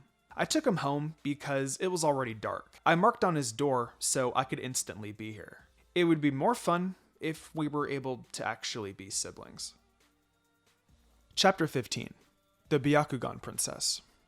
What a week. Missions, then training, then missions. It keeps on repeating. I should rest for a few days. Training with Itachi and Shisweep could possibly kill me by chakra overuse. I sighed. That reminds me, Itachi is the new team captain. It's now more awkward than ever. Amarisu should be waiting for me at the cafe. It's been a long time since we saw each other.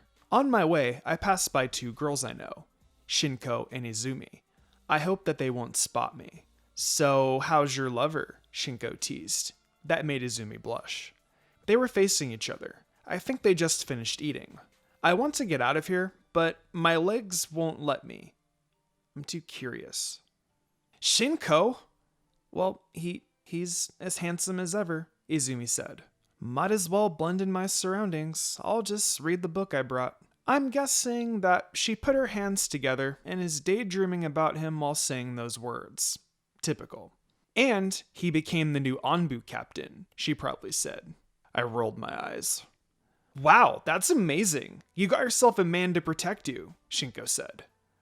The fuck? He's only 13. I know, but I don't know if his family will accept me. They are the main Uchiha household, Izumi said. Plus, his little brother Sasuke, we don't get along, she added. I suppressed the urge to laugh. He just doesn't like me at all, Izumi said, distressed. Well, it did take time for Itachi to warm up to you, even to me. So maybe it's the same thing, Shinko said. You're maybe right, but Minako and Sasuke are so close though. This one time she gave Sasuke chocolates and he took it. And I did the same thing, but he rejected it and said that he doesn't like sweets, Izumi said. That kid has some serious taste buds, literally. Then she's also close with Itachi-kun's family, and Izumi said frantically, how the hell does she know that? You know that she's beautiful, skillful, and she's Itachi's best friend and teammate. She might... Shinko cut her off. Okay, calm down now. Wow, I'm flattered, but seriously though, bitch, I'm not going to steal your boy. That's why I get jealous of her. Itachi might fall in love with her and break up with me. It's also the reason why I have an urge to punch her when she's near my Itachi. Well then, that might be a problem. I don't want to put you in the hospital. Fall in love is such a bad term though. All things that fall breaks. But I should get going. Hours later. Mina-chan, I want you to meet Hinata, Mari-chan said.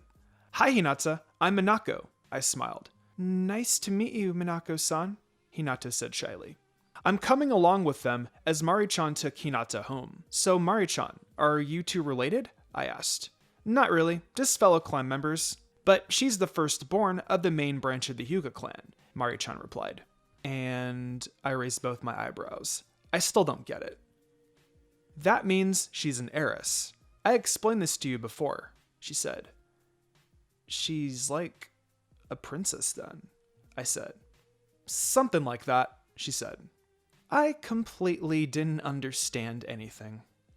We were walking through an intersection when Naruto ran and tripped at the center. I helped him up while he stares at Hinata, and Hinata doing the same thing. I looked back and forth between them. "You okay?" I asked. "Yeah," he answered without looking at me. Hinata became redder and redder by the second. "Oh geez, better do something." "Why were you in such a hurry?" I asked. "Oh, yeah, I have some things to do. Well, see you then." He left as Hinata fainted. "Hinata!" Mari-chan panicked. But before she touched the ground, I teleported behind her, just catching her head. Is she prone to fainting when seeing boys? Is she always like this? I asked. "No, not at all, except seeing that kid," Mari-chan replied while fanning Hinata. "Naruto?" "We kept telling her not to like that." I cut her off. "Before you can say anything else, that kid is my brother. And you can't just tell a little girl who not to like someone," I said. "What?" Mari-chan shocked. "How? Why? What?" "Just save the reactions. Right now, just focus on Hinata," I said. She nodded. This girl actually likes Naruto. "I still don't know why this happens every time though," Mari-chan said out of the blue. "Someone who you like stares intently at you, like you're a tasty cake. Do I have to say more?" I said. Later that night, I quickly changed into my Anbu uniform. "Urgent mission," they said. I was sleeping, and Shisui decided to jump on me to wake me up. I will get him someday. I put on my fox mask and teleported directly in the Hokage's office. "Sorry for being late, Hokage-sama," I apologized. "It's fine." I stand up. "What's the mission, Hokage-sama?" Itachi asked. "A few minutes ago, Hiyashi Hyuga's daughter, Hinata, was kidnapped. I want all of you to retrieve her as soon as possible. Avoid all casualties, especially when it comes to her. Prioritize Hinata's safety. They might have something up their sleeves. This is their second attempt, and unfortunately, they succeeded," Lord Third said. "But be quick. They might still be on the move," Lord Third added. "Hi," we all said and prepared to move. "Monako, keep an eye out. This might be the same people who also kidnapped Kushina." "Yes, Hokage-sama." I nodded, and we're off. Hours later, thanks to good sensory skills, we were able to track them. We somewhat found a safe house guarded by Chunin level and Jonin level ninjas. Some even more stronger inside of it. But it's nothing we can't handle. There are 6 of us all in all for this mission. The strongest group, I might say. Kakashi, Itachi, Shisui, myself, Kinoue, and Toma. I'm usually not great at being sneaky or hiding, cause my stupid red hair blows the cover. Now that I tie it into a ponytail, it helps. There were 6 guys patrolling the area. I masked my chakra, then carefully and quietly sneaked behind a shinobi. Then Kakashi gave the signal. I slit his throat while I was covering his mouth, something I learned being an assassin. A few moments later, "There she is," I whispered. Hinata seems to be in a trance. "Release." She woke up and I examined her. She's got a few scratches, but nothing serious. Shisui, Itachi, and Kakashi were fighting them off, while Kanoe was with me, being the only one who knows medical ninjutsu. My safety was also a priority. It could jeopardize the mission, cause all the ninjas could be seriously hurt, and having the medic get injured is a failure waiting to happen, and I don't take failure as an option. A few moments later, we were starting to leave as we finished surveying the area. I was intrigued on their experiments, reading it on a scroll. Before I know it, they left without me. I went outside and prepared to leap to the nearby tree branch, until a sword went through my stomach. I looked back to see who it was, but someone covered my mouth with a cloth. Before I knew it, I already smelled the chemical. My vision blurring. The only thing I could do was summoning a frog without them knowing, and doing it with one hand was hard. Confused on why they used this method, and why me. Collapsed on the ground, I could only hope that the frog could go back to Konoha and tell what happened. It actually worked, I heard someone say. Was Was this a... And with that said, I'm going to leave you guys on a cliffhanger. Stay tuned for the next part of the Red Flash of Konoha in Itachi Uchiha fanfiction. Chapter 16. Red Thread of Fate. Itachi's perspective. We just arrived at the Konoha village's gate, directly going to the Hokage's office to report. At the Hokage office, "Hokage-sama," Kakashi said. I started to report our results of the mission, then suddenly a small pink frog appeared on the Hokage's desk. The frog croaked. That frog is a bit familiar. Huh? What is it? Hokage-sama asked the frog. Then I remembered Monako. Where is she? Itachi? Shisui touched my shoulder. It's Lady Minako. She is captured by some ninjas. Unfortunately, I didn't get to see their faces, the frog croaked. No, it can't be. She was just behind me. Everyone in the room was shocked. Who summoned you? Hokage-sama asked. She summoned me before they knocked her out. I see, Hokage-sama said. This must have been a distraction. A trap. What do you mean, Hokage-sama? Shisui asked. Of course, that explains on how retrieving Hinata was a piece of cake. I should have stayed behind with her. And now, she's kidnapped. She was right behind us. How did they have a chance to even get her? Kakashi said. And why her? Shisui added. Tricks. As all of you may know, Monako has special chakra, and has half of the Nine Tails inside her. They must have known that she would be there, Hokage-sama said. The Nine-Tailed Fox? Inside her? I didn't know that. When did that happen? Now, all of you must go to her before it's too late. I left.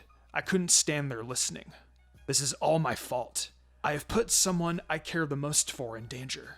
Monaco's perspective.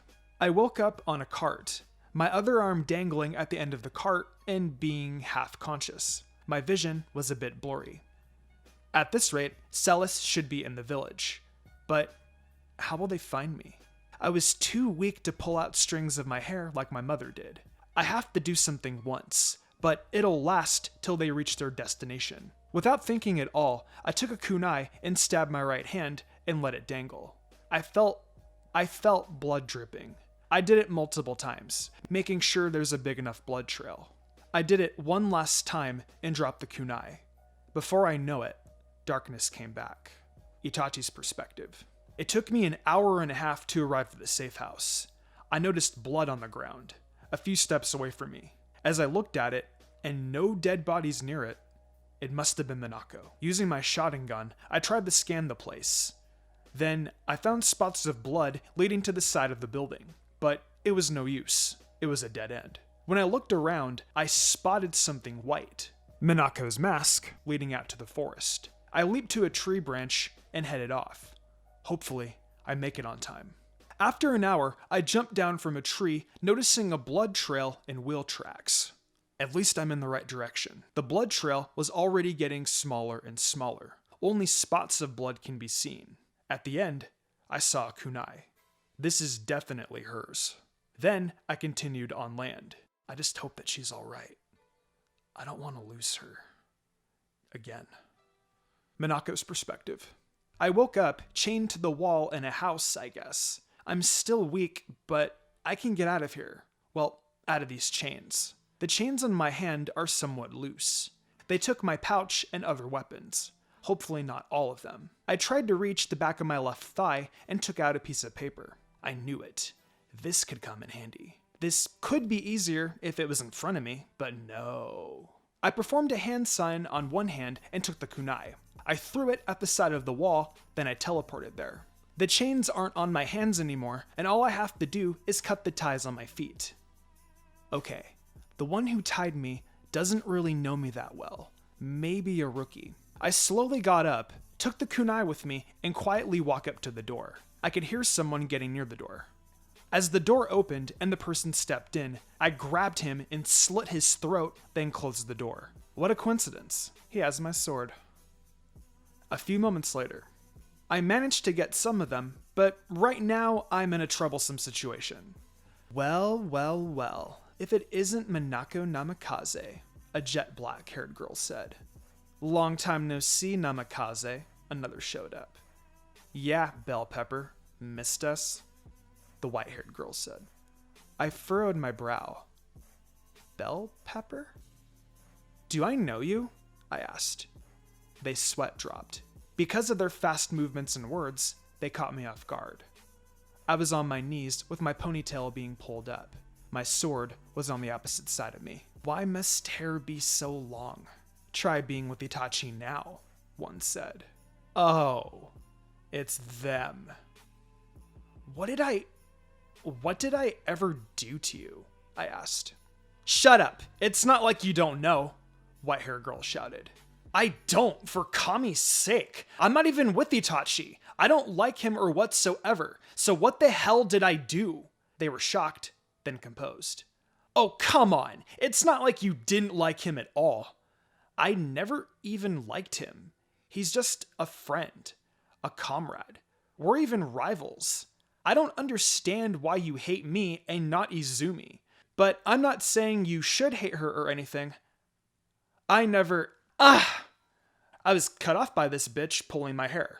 Unlike you, we like Izumi. Plus, even if we hated her, she's an Uchiha. Better be safe than sorry, the platinum-haired girl said. Are you freaking kidding me? Just because she's a freaking Uchiha, you are freaking scared shitless. Rage starts to boil up inside me. And besides, Itachi likes girls of long hair, jet black-haired girl said. That's it. That is it.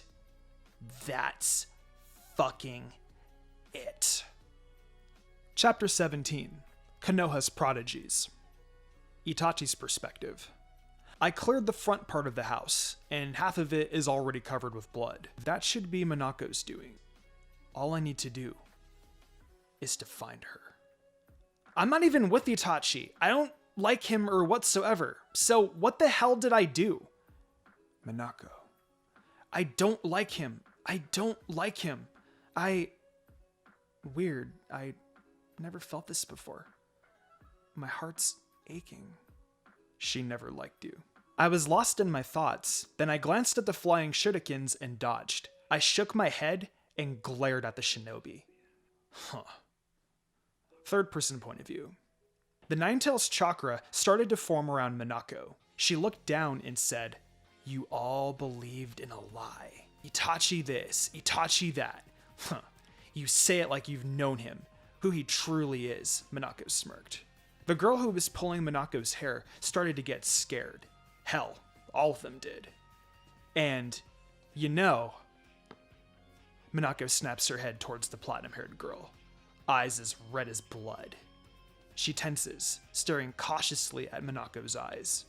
In a flash, Minako cuts her hair with one of her own kunai, then threw it at the direction where her sword and the white-haired girl was. As the kunai flew, she teleported, took the sword, and when the kunai hits the wall behind the girl, Monaco's sword pierced through her.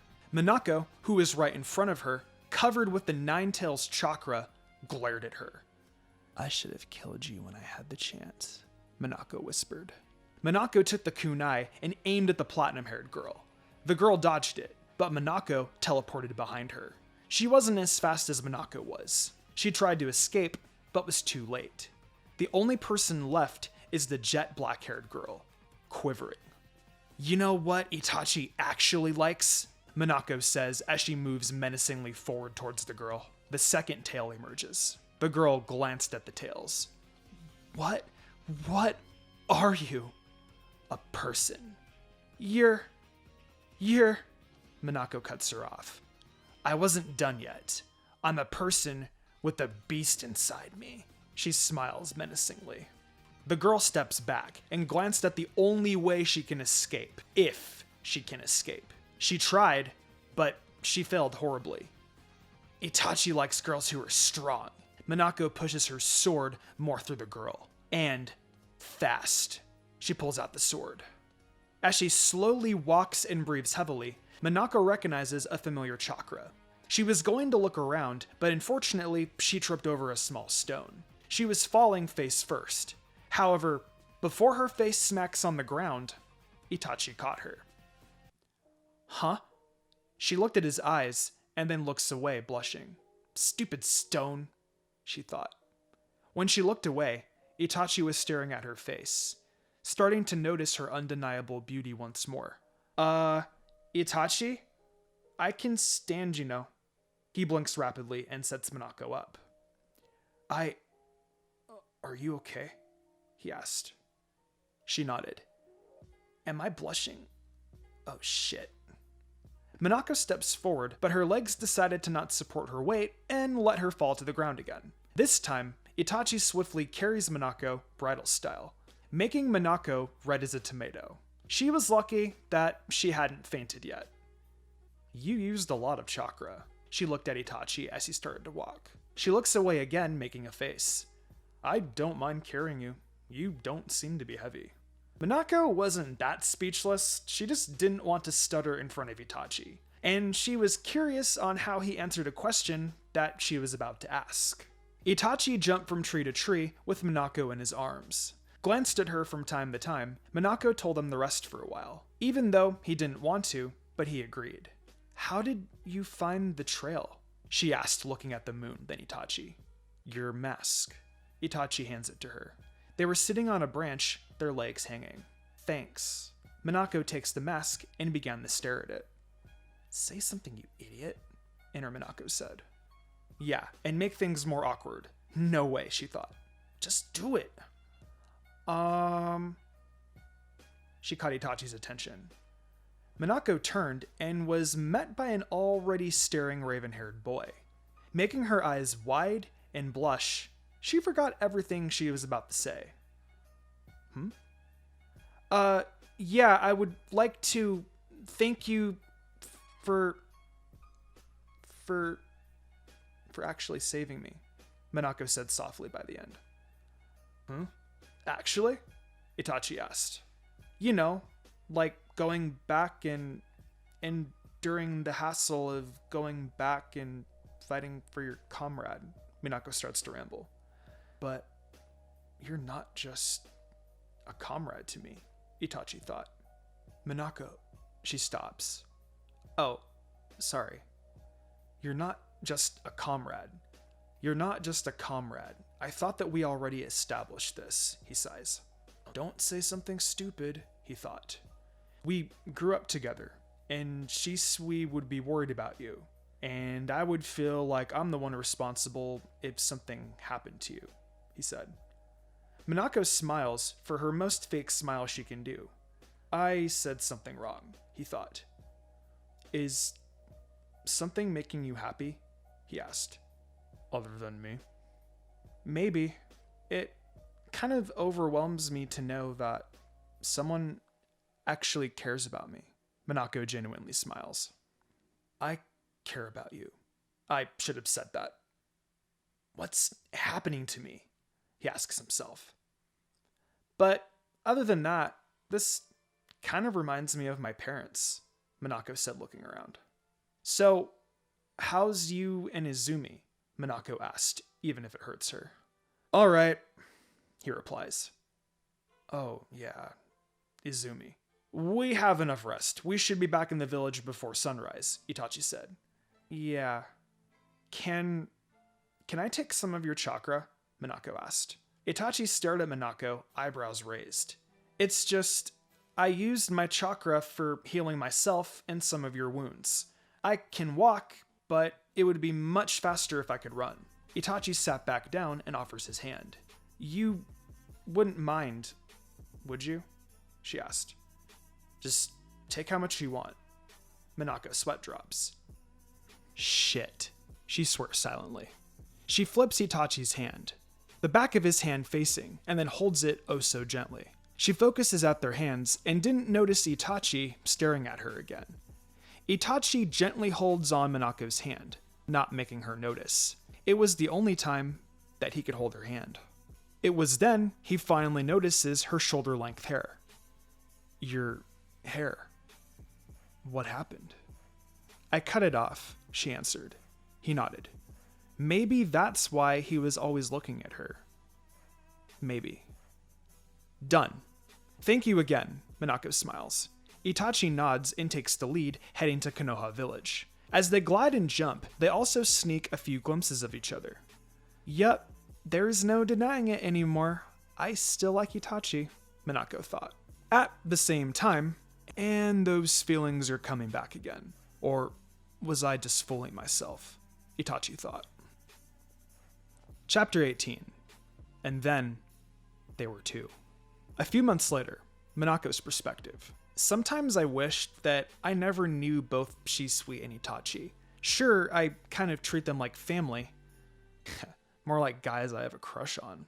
It literally is really awkward when the three of us are hanging out or sparring/training together. Well, sometimes it isn't. It's just the silence. I just have a feeling that they changed. Minako-chan? Minako-senpai? I turned around and saw a crowd of guys running towards me with flowers and gifts in hand. Yeah, right after that time when I was kidnapped and brought back by Itachi, guys have seemed to notice me. Maybe it was my hair. What can I help you guys with? I smiled. Minako-san, this is for you. Minako-chan, please accept my gift for you. Minako-chan! I sweat dropped. Well, you guys shouldn't have to buy or make gifts. You guys have given me enough. I looked around the bowing guys in front of me. Alright, thank you. I jokingly rolled my eyes and took one and another. I took a lot of them and bowed to say thank you. I immediately sent the gifts to my room before they all fell. Oi, you guys aren't bothering Lady Monako, are you? A familiar voice exclaims. Shisui was on my side in no time and puts an arm around my shoulder, which made me blush a little. I hope it's only a little. Okay, enough's enough now. Run off and do something productive in your lives, Shisui stated. And who are you? A guy in the back snapped. I'm her best friend. Who are you? Shisui said, irritated. The guy silenced. Now back off before all of you or any of you won't go home walking. The crowd started to disperse, mumbling here and there. Lady? Really? I looked at Shisui, arms crossed. What? I did get your attention, didn't I? He said. I shook my head slowly. Shisui again puts his arm around my shoulder. Then I felt a chakra surge. I looked behind. Something wrong? Shisui asked. Did you feel something? Like particularly a chakra surge? Huh? No, I haven't felt anything at all. Shisui being a bit antsy. I squinted at him. He laughed uncontrollably and looked away. You're lying. What? No, I'm not. Come on, you must be hungry. Shisui dragging me by my hand. There it is again. I snapped my head back. Who is that? I swear I know that chakra before. Next day's evening. Third person point of view. Minako was chasing what seems to be like another Anbu Black Op, jumping roof to roof. She never saw anyone like it. After her and Shisui got ambushed, Shisui went for the other one. They got separated. Minako had enough of the chase. When she got close enough, she tackled it to the ground and landed on, luckily, forest grounds nowhere near civilians. Who do you work for? Minako yelled.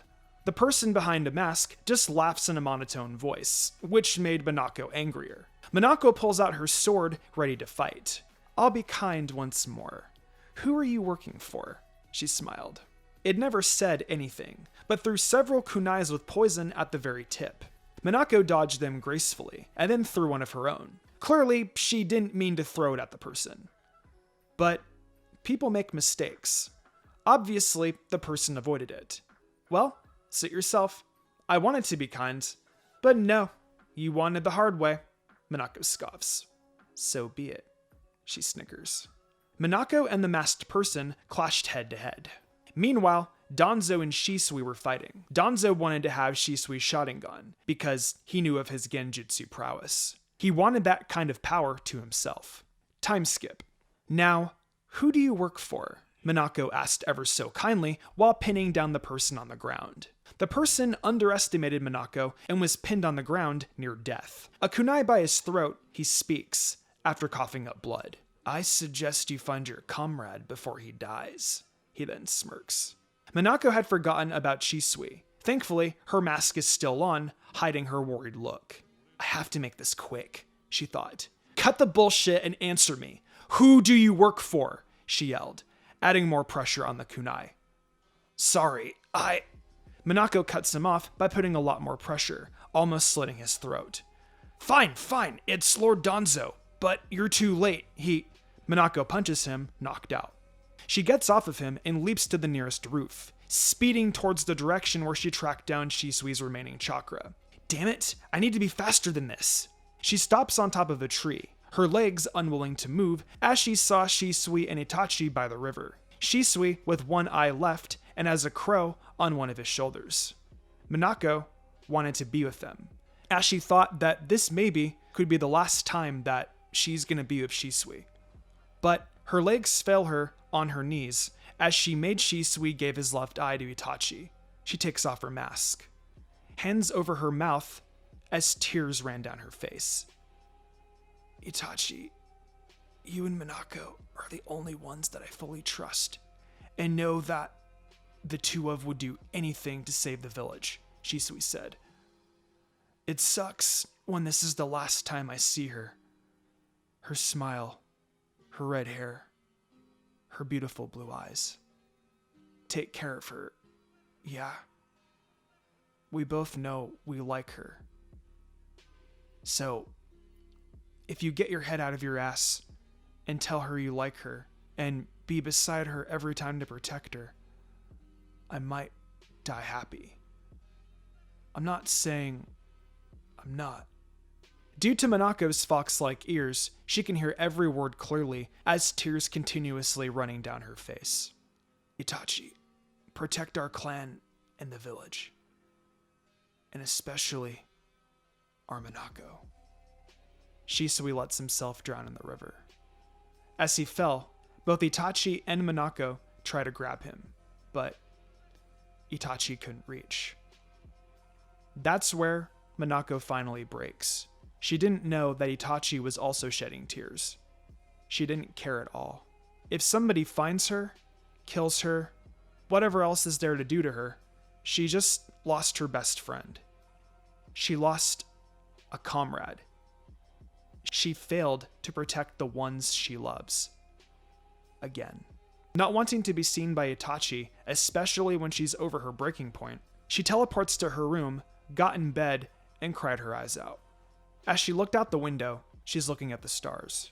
She's sweet. Wherever you are, thank you for everything you have taught me, gave me, and actually being with me. Monako smiles.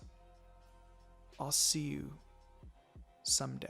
Chapter 19. It depends. Weeks later, weeks after the death of their best friend Shisui, something changed within Itachi and Monako. They became cold and emotionless, their eyes empty. If only people knew what really happened. Monako decided to go to Itachi's house, wanting to see how he's holding up. It was the first time she was outside her house after Shisui was buried. While walking in the Uchiha compound, she noticed eyes looking at her with suspicion. She sighs and continues walking, not bothering the stares and glares. Rumor has it that Itachi killed Shisui.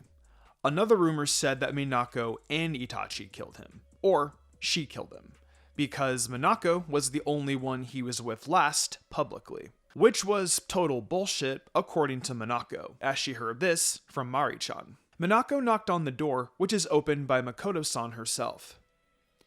Monako, I didn't expect you to visit. Oh, my. I haven't cleaned the lounge at all, Makoto-san said. Makoto-san, sorry for the unexpected visit, but is Itachi here? Monako asked, then smiled. Oh, Itachi? He's inside. Come in. Thank you, Makoto-san. Monako bowed and entered. She entered the same room when her and Shisui arrived early on one of Itachi's birthdays. Monako didn't notice Sasuke playing as her eyes focused outside. Mina-chan? She looked down at Sasuke, who was tugging her shirt. Hey Sasuke, how you been?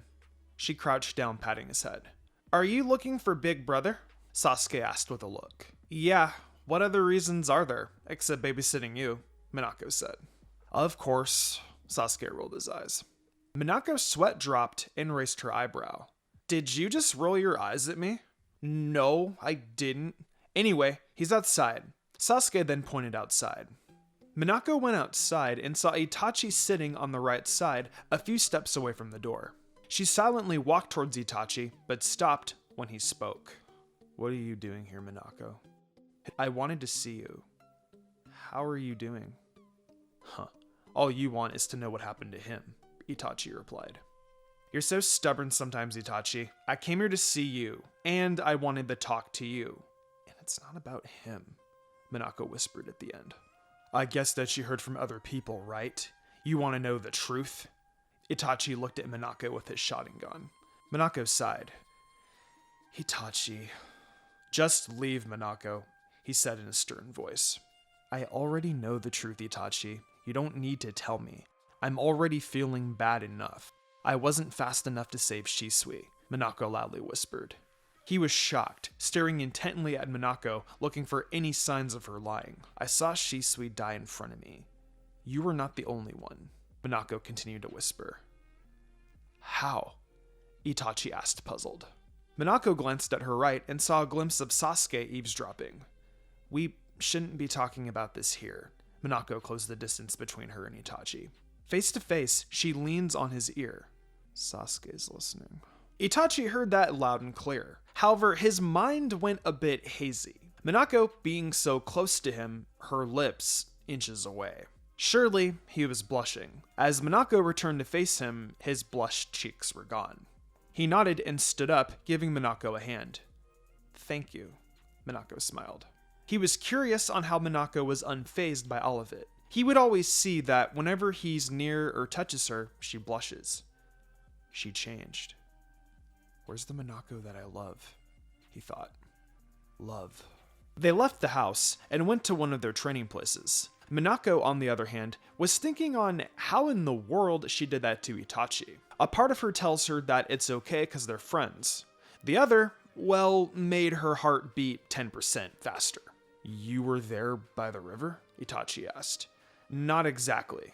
I was on one of the trees near it, Monako said. Now, too afraid of even looking at Itachi. Did you hear anything? Itachi nervously asked. If she heard everything that Shisui said. How can I say this? Monako thought.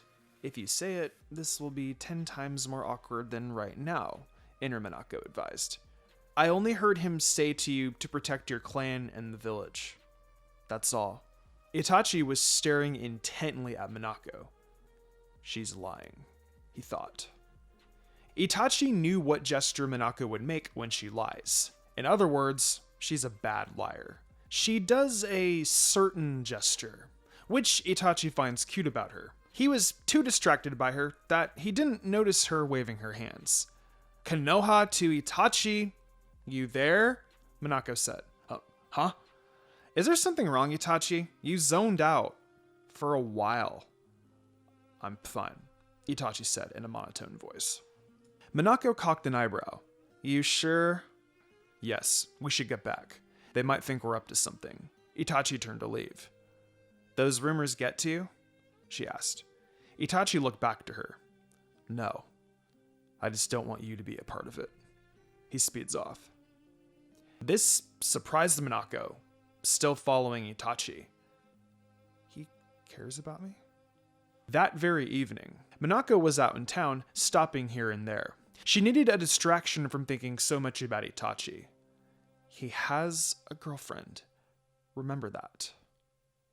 She decided to walk home. Alone. She walks down an alley, but is stopped as a shadow figure appears in front and to the back of her. She looks around cautiously, preparing her kunai. Good thing for her, she barely bought anything. She saw someone walking towards her slowly, a cane in hand. Danzo, Monako said like it's a toxic poison. Has anyone taught you to respect your elders, Lady Monako? Danzo said. Monako snickered. Not to the ones who kill innocent people. What do you mean? I've never killed anyone, he said. Bullshit. You have Shisui's eye. I don't know what you are. Danzo cuts Monako off. Save the threats, or I'll have them take Itachi Uchiha's eyes as well. He gestures to his men. What do you want? Minako said sternly, glaring at Danzo. Good. A smart one. Just cut to the chase, old man. You are going to assist your friend Itachi in killing his own clan, Danzo maniacally smirked. Her eyes wide. She stared at him in disbelief, except his little brother Sasuke, of course. Minako slowly shook her head. No. If you don't, I'll have my men kill Naruto in an instance, or better yet, kidnap him and experiment on him till he dies. Choose, Lady Monako. Help your friend, or let your brother die. Monako wanted to say something, but was cut off by Danzo. But this depends on Itachi's choice. If he joins his clan with the coup d'etat, then you must kill Sasuke, then Itachi. If he kills his clan, you ought to assist him in whatever he needs. Danzo walked to leave, but turned back. Time's ticking, Lady Monako. Choose wisely. Him and his men left. Monako was left speechless, thinking on how will she do this? She can't let her brother get killed. He was just a boy. Nor she can't kill Sasuke, who to her was like a brother, and Itachi, who she cares and loves. But it depends on what will Itachi choose. Only one way to find out. Chapter 20. Regrets were made. Ah, glad to see you two together. Minako tensed beside Itachi. They were in an isolated area of the village training. What are you doing here? Itachi asked. I just wanted to know if the both of you have made a decision. Danzo slowly walked towards them. Itachi looked at Minako, then at Danzo. She never told you yet. Itachi, Minako whispered. Do I have to say it again? Danzo said. I already chose, Itachi regretfully said. Minako looked at Itachi, shocked. Either of his choice made Minako anxious. She didn't want to kill innocent people, nor wanted to kill her only living best friend and his little brother. I'll do it sometime this week, Itachi said. Danzo smiled victoriously, and then looked at Minako. You now know what you ought to do, Lady Minako. He left silently. Minako glanced down and moved backwards away from Itachi. I can't do it, she thought. How? Minako, Itachi calling her attention. Minako was devastated. She had to kill. She was lost in her thoughts. So, Itachi came up to her and grabbed both her arms. Minako. Minako felt her knees weakened. How can I do this? I could never. No. Itachi noticed Minako, beginning to breathe heavily. He touched her hands, and they were as cold as ice. Minako began to shake, and Itachi didn't know what to do. Eventually, Minako's legs gave up, but Itachi held her and put her on the ground gently. He rubbed her hands to make them warm, but it was useless. Minako was still shaking. Itachi did the only thing he could think of. He cupped her face to look at him. He gazed at her eyes worriedly. Minako was tearing up. Tears pulled in her eyes as she looked back at Itachi. She opens her mouth to say something, but alas, she was speechless. Itachi did the unthinkable. He did nothing but gaze at her immensely. He leaned in and kissed her. Minako's eyes widened, surprised. Her cheeks turned pink. Without thinking, she kissed back. They pulled away from the kiss, gazing at each other's eyes. Minako was blushing uncontrollably. She was red as a red bell pepper. I'm sorry. Itachi distanced himself and looking away. I didn't mean to do that. Minako looked away, still blushing madly. And Monako already fainted. Well, this is awkward, she thought. What did he want you to do? Itachi regains himself while looking at the distance. He wants me to help you, Monako replied. Itachi tensed, eyes widened. He turned to face Monako, but stopped midway. Why? He thought. When will you do it? Monako asked emotionlessly. Itachi's heart ached. Killing his own family and clan was bad enough, but with the girl who treated his family like their own, treated his clan like any other person would like to be treated, unlike others who feared and hated them, how could they do this? You don't have to do it. Monako cuts him off. I have to do it, or they'll kill Naruto. Itachi glances at Monako. When will Hokage-sama negotiate with the leaders? 2 days from now, evening, Monako stated. Itachi nodded. Monako understood and inwardly sighed. Itachi, you're going to leave, aren't you? Time skipped to that night. Monako wandered around the streets of Konoha, occasionally leaping from roof to roof, until she stopped by the Hokage Tower. She saw a mob at the Hokage Tower door, and Lord Third talking to them. She eavesdrops on them. We must kill the Jinchuriki.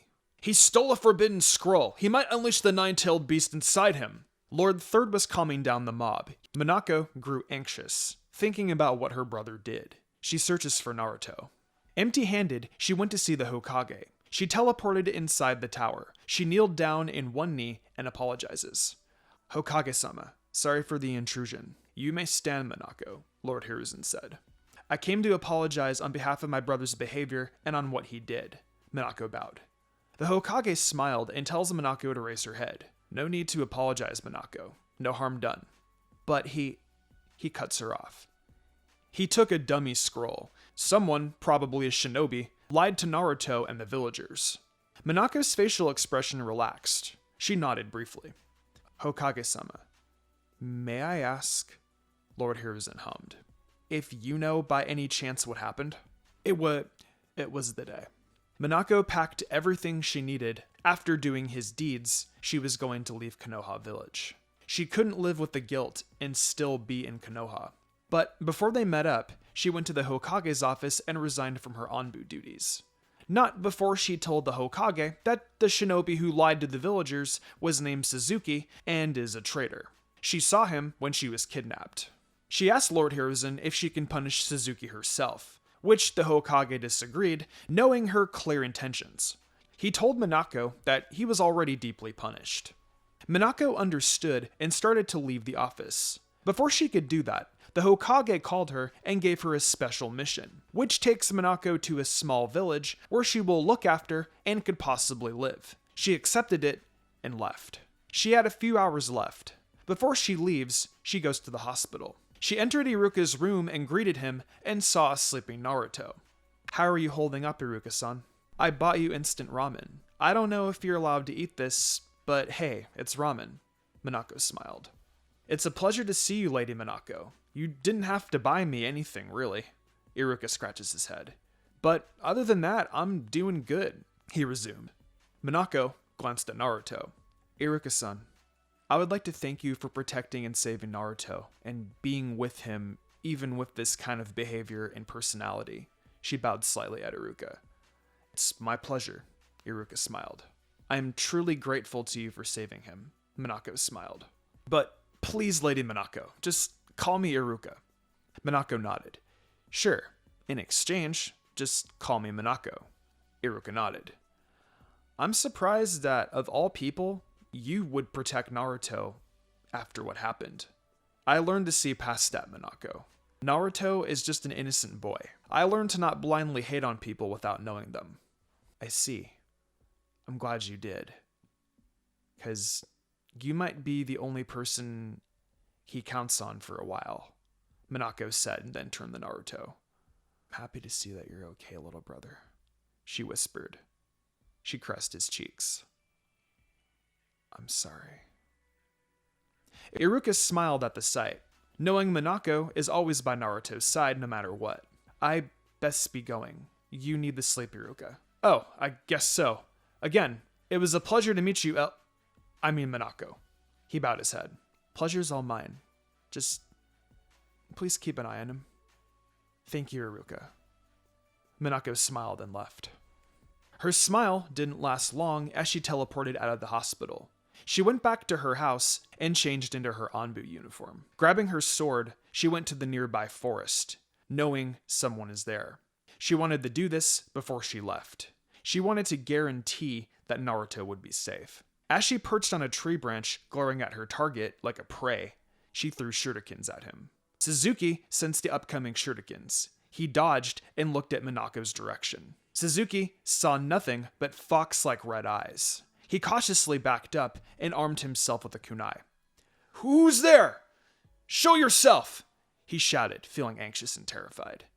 Monako smirked maniacally as she slowly appeared from the shadows. She had to make this quick, as she had to be with Itachi. "Lay Monako!" Suzuki stuttered, his hand starting to shake as he stood up steadily. "You tried to kill the Nine-Tails Chinchuriki. Do you know what would have happened?" Suzuki clenched his teeth while still cautiously gazing at Monako. "I was doing everyone a favor, including you. He's a mon—" She cuts him off. "He's not. All of you see is the beast inside him, but not the actual person. He's nothing but an innocent boy who wants to be treated normal," Minako yelled. "The fourth wanted you and the rest of the village to see him as a hero. My father and mother sacrificed themselves and their children's normal lives for this village. And yet, you tried to kill my brother?" she resumed. Suzuki stumbled in shock and fell to the ground as red-orange bubbles started to appear on Monako. He crawled backwards and his back hits a tree. The second tail already emerged as the Nine-Tails chakra covered Monako. Suzuki scurries on his feet, eyes focused on Monako. "You definitely are siblings, both monsters that had killed hundreds of people," he said with a sudden boost of confidence. "My brother isn't a monster," Monako said as she teleported to close their distance and disarm him by hitting his wrist, and took his kunai to push it against his neck. "But I am." With one swift move, Monako slits his throat before he can move. Suzuki falls on his knees while putting pressure on his neck. Monako knew he was surely going to be dead, but she needed the double check. She pierced the kunai through him, right at his heart, and left it there. She glanced back on what she did, feeling no remorse. She left the scene and went to the entrance of the Uchiha compound. It was time. "Itachi." Monako puts her arm on his arm. I don't kill without any reason." "I know. I'll do it myself," he said, emotionless. Monako glances at a masked man a few steps behind them. "You sure you can trust him?" "I don't. As long as he's here, he won't annihilate the village." Monako briefly nodded and went to a nearby post. Standing on top of it, she performed a barrier jutsu. All she could do was listen to the cries and groans of people. The masked man left as Itachi suspected him as the infamous Madara Uchiha. Itachi stood still, tears running down his face. He has his back to Sasuke, who was unconscious on the ground. Minako appeared by Sasuke's side. She put her hand on his head as she heals most of his body with her other hand. Itachi glanced back and left. "I'm sorry, Sasuke. I hope he'd tell you the truth. But I was wrong. Take care." She stood and looked back at the mess. "I'm sorry." And she left to go after Itachi. She saw him walking at the distance nearing the gates. She ran and caught up to Itachi. "What?" Minako holds up her hand. "Don't think I'm stupid, but we did that together. Wherever this goes from now on, I want you to know that I'm always by your side, no matter what happens." Itachi huffed and smiled a little. "You're stupid." Chapter 21. Me Before You. Monako. "Go back." Itachi halts in the middle of the forest. Monako groaned and looks at Itachi's emotionless face. Itachi sighed. "You're stubborn," as he sat down by a tree. If you're thinking that I'm following you, think again." Monako crossed her arms as she sat opposite to Itachi. "Sure you're not," Itachi said sarcastically. Minako's eyes widened and her mouth agape. Even this situation, you're still full of yourself, she whispered to herself. But just enough to be heard by Itachi. Itachi raised his eyebrows unnoticeably. I suggest you should take a different path, he said.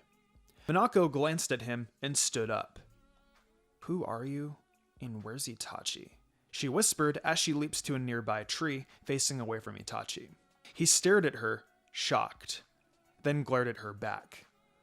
I would ask the same thing to you. He knew that Monako heard every single word he said. A part of him wanted her to answer, and the other to leave. Itachi stood up to leave. As he took one step, Monako spoke up. And then you leave. He snaps his head to her direction, not knowing what to say. He stayed silent. I know you've gone through enough of this night, and I apologize. He noticed that Monako glanced at him to see if he was still there listening.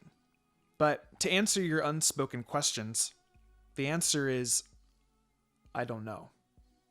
She paused to gaze at him, making eye contact. And she died, along with her best friend Shisui. As common as it sounds, she actually did. Every single person she loved that died before she could save them, she died with them, Monako said. Itachi looked softened. And to kill your curiosity, I'm just tagging along for an adventure, if there is any. But when I get to my desired destination, don't worry, I'll be gone before you know it. She smiled sadly and turned around to look at the moon. She inwardly sighed. I can't tell if you're lying or being dramatic, Itachi said. You're welcome to sit beside me and see my face, she said sarcastically. Itachi did what she said. He wanted to know more about her. He didn't want to keep thinking about what he did. Literally. Minako, with furrowed eyebrows, stares at Itachi and then cocked an eyebrow. I was just joking, you know. Itachi gazed at her in amazement. Minako sighed. Her facial expression softens. You could at least have told him the truth. He'll grow up hating you. Minako starts talking about Sasuke. He should be. I have failed being a good brother to him. Itachi starts. Well, now you did, Minako interrupts. Itachi glares at her. Consider it as a motivation to help him be a great shinobi, Itachi resumed. A great motivation for killing you, Monako says madly. Itachi, you do realize how stupid that is. And I know sooner or later, he'll come after you. And I can't lose you too. Monako stares at his eyes, whispering by the end. And I thought the Uchiha clan are naturally intelligent. And then there's you. She looks away. I'm sorry. Again, she apologizes. The moon's light hits Monako's face. Itachi couldn't help but gaze at her immensely, thinking, how could someone be more beautiful? Monako, why are you truly here? Itachi asked. She glances at him briefly. I can't live in Konoha with guilt all over me. And even though I could go back right now, what's the point when I can't even be with my brother? And besides, I have a mission to do. She smiles. Itachi didn't bother to ask about her mission, but asked another question. What happened to you? I remembered you distancing yourself from me. It all started when you got back to Konoha after 2 years, and it worsened on my 13th birthday. Monako looked away, gripping on the tree branch. What the hell do I say? She thought, clenching her teeth, eyebrows furrowed. She found it difficult to tell the truth. Monako considered herself as someone who speaks out on what was on her mind, regardless of if it hurts the person or not. Opening her mouth to say something, but couldn't find a word to utter. Instead, she let out a deep breath. Fuck it, let's get this over with, she thought. I did it because, for my sake, I didn't want to get hurt anymore. This confused Itachi. Monako, seeing his eyes squint a little and his eyebrows furrowed a bit.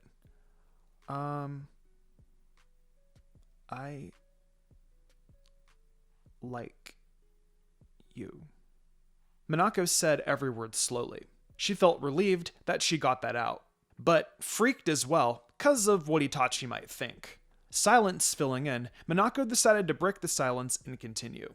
Back then, Itachi's heart dropped. He stared at her wordlessly. He realized that Monako was staring back. He looked away. But when you came back for me, when I was kidnapped, Monako said as she fiddles with her fingers after Itachi looked away, I accepted the fact that I like you then, and to this very moment. Also, the reason I distance myself is because seeing you and knowing that you're not mine really hurts. This is Itachi's perspective. How could she like me? After what I did? How? How stupid of me to say that she changed. I knew her since we were kids. She was always like this. Always apologizing for things even she didn't do. Smiling even if I know she's sad and alone, and insultingly honest. Now I know why she acts so differently between when I'm around and when she's with Shisui. How could I be so blind? Monako was always there, long before Izumi. She's the only one who could understand me, and I let that slip out of my mind. Even so, do I deserve her? Clearly she's better than me. Itachi, I know that, Monako sighs, then whispered. How would I say this? I'm sorry, I shouldn't have said this. After what happened and what you're going through, I apologize, she said. I smiled a little. She did it again. Always keeps on apologizing. I don't deserve you. What? I could feel Monako tense again. Crap. I said that out loud. Monako. I look at her as she cocked an eyebrow. I challenge you. Monako let out an amused smile. To what? To live longer than I am going to. I stared at her blue eyes. You're on. She gives me a sincere smile, but sad eyes. It's you before me, Monako. I cover her hand with mine. She finally gave me her signature smile. The smile that I've been looking for. Me. Before you. Chapter 22. Roses? Third person point of view. Both Monako and Itachi traveled together, as Monako helped Itachi move on and also secretly teaching him how to love. But Monako wasn't the only one with secrets. Itachi was also teaching her how to live. He knew she didn't need to learn much, as she could handle herself without his help. But that didn't stop him. Both of them arrived at a small village, and finding an inn to settle in. Monako noticed that the village was celebrating something, eager to find out after they went in their room. I don't really mind sharing a room, Itachi, she said as she changes her clothes. Where are you going? Itachi asked, looking out a window while Monako was changing. To town. Where else? She finished changing and grabbed a few essential needs. Itachi turned and stared at her. What do you think? Monako asked. She was wearing a short-sleeved kimono-style white blouse with embroidered borders tied with gray obi around her waist with black shorts and black high-heeled boots. Itachi noticeably reddened. Staring is rude, you know, Minako said, putting her hands on her hips, smirking. Itachi quickly looked away. Itachi, Monako said, dragging the eye. Join me. No. Itachi still looking away. Come on, it'll be fun. I'd rather stay here. Monako grabbed Itachi's arm and turned him to face her. Please? No, Monako pouted.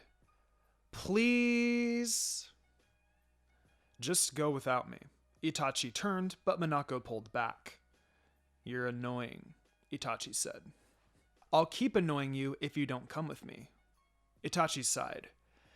You're the one wanting to go, so why are you hassling me? Because you lack of having fun, Monako said. Monako. Itachi. They both stared at each other, neither of them budging. Fine. Monako jumped and smiled in excitement, also making Itachi smile a bit. The both of them went into town and discovered that the small village was having a contest on who has the best food. Oh, let's go there, Minako said, dragging Itachi like a rag doll. Hey, it's your favorite, she tugged him. There, it was a stack of dongos. Monako saw the want in Itachi's eyes and decided to buy him dongos. A lot. By the end, they ended up in a secluded spot while eating dongos. Monako took the last one before Itachi could, which made Itachi pout unnoticeably. Monako was about to bite, but she saw Itachi staring. She glances at him, and he quickly looks away. Itachi? He ignored her. Monako's sweat dropped.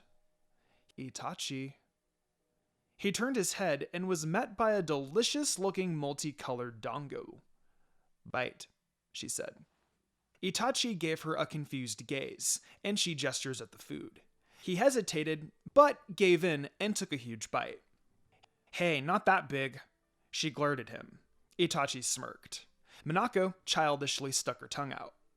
Itachi scoffs. Be more specific, he said. They both leaped onto a tree branch to get more privacy. Monako mumbles something Itachi could barely hear. What did you say, Monako? Nothing, Monako mumbled. That's what I thought. Itachi stole a glance and gazed at the moon. Wow. Roses, he heard Monako whispered. He looked at her, then flickered his gaze by a nearby rosebush. You like roses? Itachi asked. And you don't? Monako sarcastically said. Red and white. Does it remind you of the Uchiha crest? Monako asked mindlessly. Itachi made a mental note. Roses. When Monako continued gazing at the roses with fascination, Itachi shamelessly gazes at her. Red hair and white blouse. Other than those roses, Monako also did remind him about his clan. After a few moments of comfortable silence, Monako turned her gaze to Itachi, who was already staring at her. She blushes, but doesn't look away like she used to. Unaware, both of them lean in, both caught in each other's mesmerizing eyes. Blue and onyx. Itachi's eyes flickered between Monako's eyes and lips. Monako felt Itachi's lips press against hers greatly, his lips warm and soft. Monako's heart fluttered. She couldn't get it in her mind that Itachi, her crush, is kissing her. They pulled away. Monako smiled and giggled. This made Itachi somewhat smile, seeing Monako happy. Made him also. I thought I lost everything, even Sasuke. But here you are. Time skip. Weeks later. Infiltrating? Monako asked. Itachi nodded. Oh, well, be safe then. They were traveling again. Monako was close to her destination, which made Itachi sad that she couldn't be with him. Are you sure it was the Madara Uchiha? Monako asked. I can only guess. She sighed as her feet are killing her. Itachi glanced at her, eyebrow raised. Are you tired? Monako snaps her head at him. Very. We should rest then. I thought you'd never say that, Monako said, plopping near a tree. Itachi huffs. To rest is to walk further, Monako said. Monako explored and found a small lake. At the edge of the lake, she examines to see if there's any fish. As she was always a curious girl. Itachi followed her, and thought of scaring Minako, as he barely sees her scared. He devilishly smirked. He tosses a rock and it lands beside her. She moves her gaze to the rock before Monako could look behind her. It changes to a spider.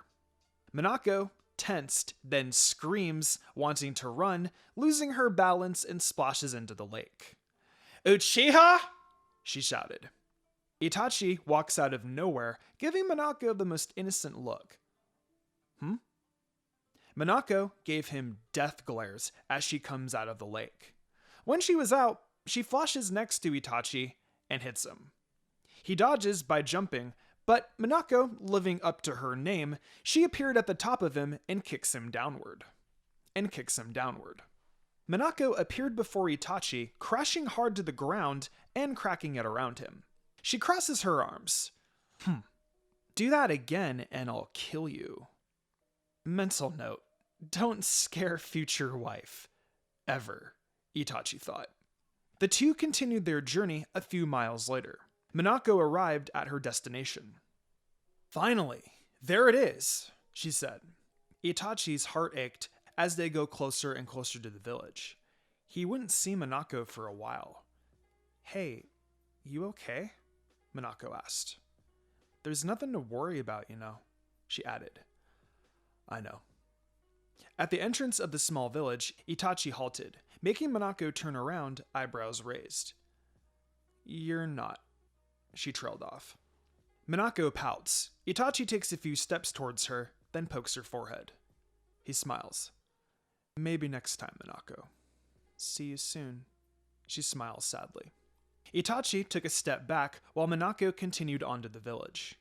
She looks back, but Itachi already left. She notices something placed on the ground where Itachi stood. She teleports next to it to see roses, a red and white one. She hesitates to pick them up. As she let out a deep breath and finally picked up the roses, she touched her forehead and looked back at the trail that they went from. She smiles, then continues her way to the village, flowers in hand. Thank you, Itachi. Chapter 23. Wanna bet? 4 years later, dawn. "Understood, Monako?" Toya-san, the village leader, asked. "Hi." Minako teleported back to her house to pack up for her journey back to Konoha village, as she laterally was given a mission. Walking towards the door, she saw a fresh red and white rose in a vase on the table. Smiling, she went out. He's been here. Gliding from tree to tree, the next second she arrived a few feet away from Konoha. Thanking herself for marking some trees helped. Jumping down, she wore her village head protector around her head, taking off the hood of the cloak she's currently wearing. "I'm back," she smiled. She arrived by the gates, thankful that the two shinobis who were in charge of the gates were asleep. She let out a deep breath and looked up the Hokage Tower. "I'll end this quick." Quick meant a couple of hours. She did her mission, handing Lord Third confidential information. She was planning to leave as soon as she finished, but Lord Hiruzen told her to stay for a couple of hours or days to rest. Minako first declined the offer, but the Hokage insisted. She was reluctant, but agreed. "Minako, regarding Naruto, you can meet him if you want. I realized that agreeing to separate you two was wrong, and I apologize for that," Lord Hiruzen said, which shocked Minako, then immediately regained her composure. "No need to apologize, Hokage-sama. I know that you did it to protect Naruto. As much as I want to, Hokage-sama, I think it's best if he doesn't know that he has a sister yet. He's too young to understand, and I don't want him to hate me," she said. The Lord Hokage nodded. "You've truly grown. Minato and Kushina would be proud of you." Minako smiled, and they said their goodbyes. After a quick brunch at Ichiraku's, walking down the streets of Konoha, she overhears a call of a familiar name. "Kakashi-sensei! Hurry up, will ya?" She turns her head to see the old, weird-shaped white hair of Kakashi coming towards her direction. She carefully eyes 3 genins, quickly recognizing the spiky yellow hair. "Naruto?" A pink-headed girl in the middle. Is that... what's her name again? Was it Sakura? And an all-too-familiar duck-shaped raven-haired boy, Sasuke. The 3 passed by. She knew the reason why they were telling him to hurry up. He's actually reading one of Pervy Sage's novels. Kakashi? His head shot up and turned to Monako, stopping and looking confused yet surprised. Lady Monako? Is that you? Monako's sweat dropped. Are you serious, Kakashi? Lady? Kakashi laughed and puts away his novel after marking it. Long time no see. Minako walks towards Kakashi. So you're a sensei now. Kakashi scratched the back of his head and let out a chuckle. Yeah, you were gone a few years. A lot has happened. I can see that. Minako gestures to the three genins. Both of them started walking, but not as fast as to catch up. I guess that I'm lucky that you happen to be Naruto-sensei, she said. On their test, he tried to eat the lunches by himself, while those two tried to get the bells. Minako chuckles. That's Naruto, all right. She smiled. What's the girl's name? She asked. Sakura Haruno, Kakashi replied. And you know Sasuke, right? Since he was a baby, Minako said. Suddenly, there was a commotion between the three, but then ended with Naruto getting punched. Girls are more interested in love than in jutsu these days, Kakashi sighed. Is she always like that? Like trying to get his attention? Minako said. On a daily basis, Kakashi said. She shouldn't try when she already got his attention. I mean, she sounds really annoying, so she definitely gets his attention. Other than that, being herself, a ninja, got his attention as well, she said. Kakashi scoffs and shakes his head slowly. You and Uchiha, huh? Kakashi quietly asked. Minako slightly blushed. I've heard stories and such, Kakashi added. Yeah. Kakashi raised both of his eyebrows, surprised. So how are you guys? He said casually. Minako's brow furrowed, slightly confused. You know that Itachi joined the Akatsuki and is wanted, but somehow we can still see each other. Kakashi nodded. Well, do you know what he did before both of you left the village?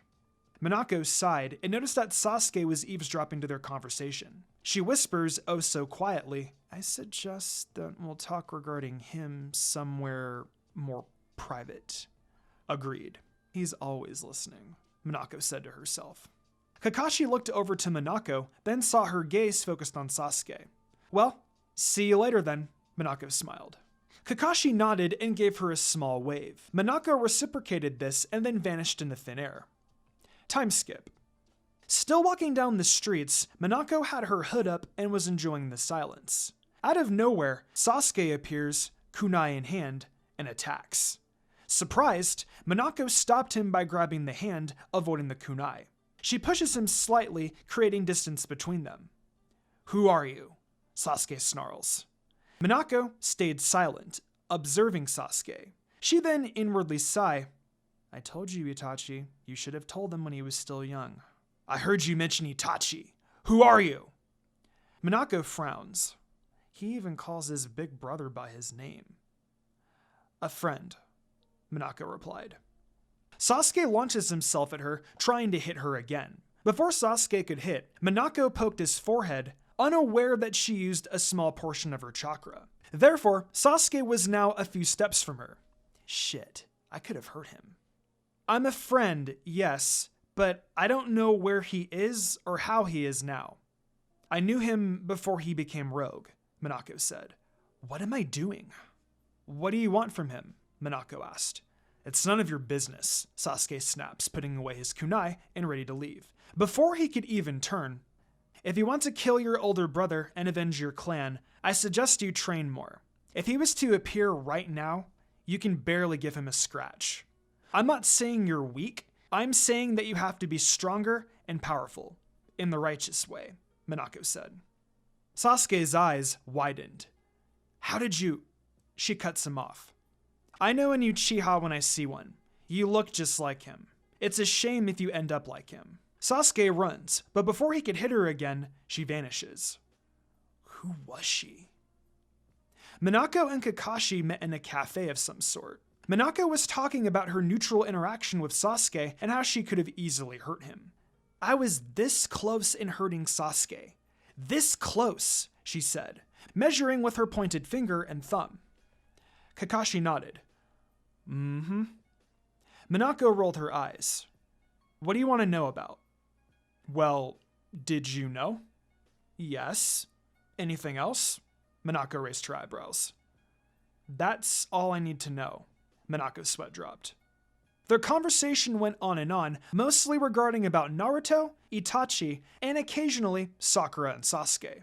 Seriously? Kakashi asked. Yeah, I think they make a good couple. They kind of remind me of Itachi and I. Except I wasn't that loud, Minako said. Minako, you barely speak. Besides, you think that they would be together in the near future? Yep. You don't believe me? I can't see Sasuke actually being with a person, let alone a girl, Kakashi said. Well, I'm sure as hell that he won't grow old alone like you and reading those novels Pervy Sage writes. I'm not old, Kakashi murmured. Wanna bet? Kakashi cocked his brow. Sasuke and Sakura will end up together, Minako added. Kakashi squints. Minako smirks. Chapter 24. Unexpected Visit. Months later, Itachi and Monako were at an isolated forest, seeing each other occasionally and does what every long-distance couple would do. But today, Monako heard news from Konoha that Itachi and his friend attacked Konoha, primarily to capture the Nine-Tails Jinchuriki, her brother, Naruto. Furious, as soon as Monako saw Itachi, she threw a punch. They ended up having a battle. In the end, Monako pinned down Itachi, a kunai against his neck. Next time, if you hurt Naruto and Sasuke again, I won't hesitate to kill you, Uchiha, Monako said angrily. Itachi groaned as Monako let him go. Sit up and remove your shirt. I'll heal you, she said, still angry. Of course, Itachi didn't say anything, as he didn't want Monako to be furious again. Itachi ended up being badly bruised. Strains, cuts, broken bones, and a dislocated shoulder. Without warning, Monako moves his shoulder back to his proper position. Itachi screams and let out a murmured, I'm sorry. That's also for nearly killing Kakashi, Monako said as she heals him. Time skip 4 years later. Monako, 21, Itachi, 22. They're engaged. Wedding is in 1 week. Meanwhile, Monaco's at a local restaurant volunteering, when Sasuke and 3 other people came in. She studied them behind the counter and immediately recognized the outfit, hair color, and shape of one boy. Monako glances at the other direction and went to the kitchen. He's here, she whispers to herself. Who's here? Kira, Monaco's close friend, responded. Oh, no one.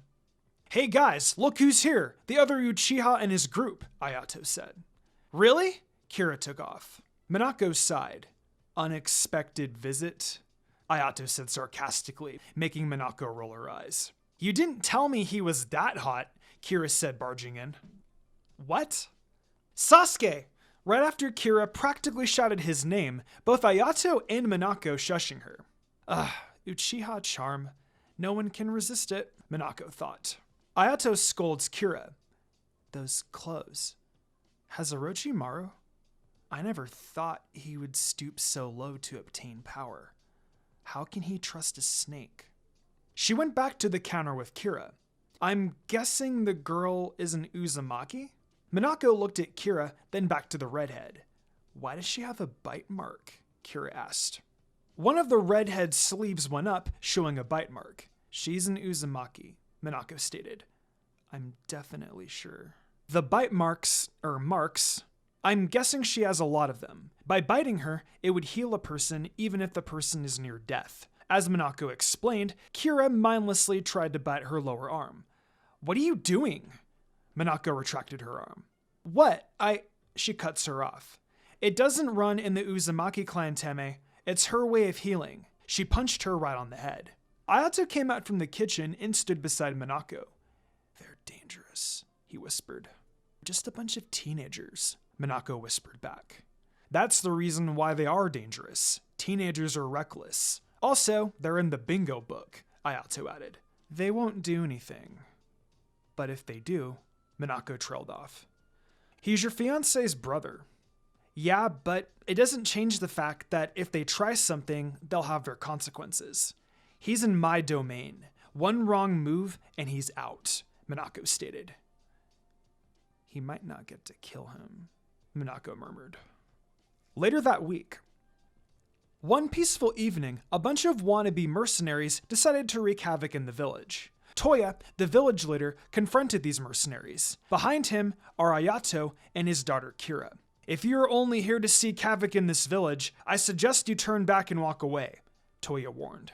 All the mercenaries laughed. At this time, a small crowd gathered while Sasuke and his team watched from a distance. The leader of the group stepped forward and threw a barrage of explosive kunai straight at Toya. Before it hits him and explodes, Minako appeared in front of him, her specialized kunai in hand and faced to the incoming kunais. The group of mercenaries were shocked as the barrage of explosive kunais vanished. Sasuke and his team went closer as this piqued their interest.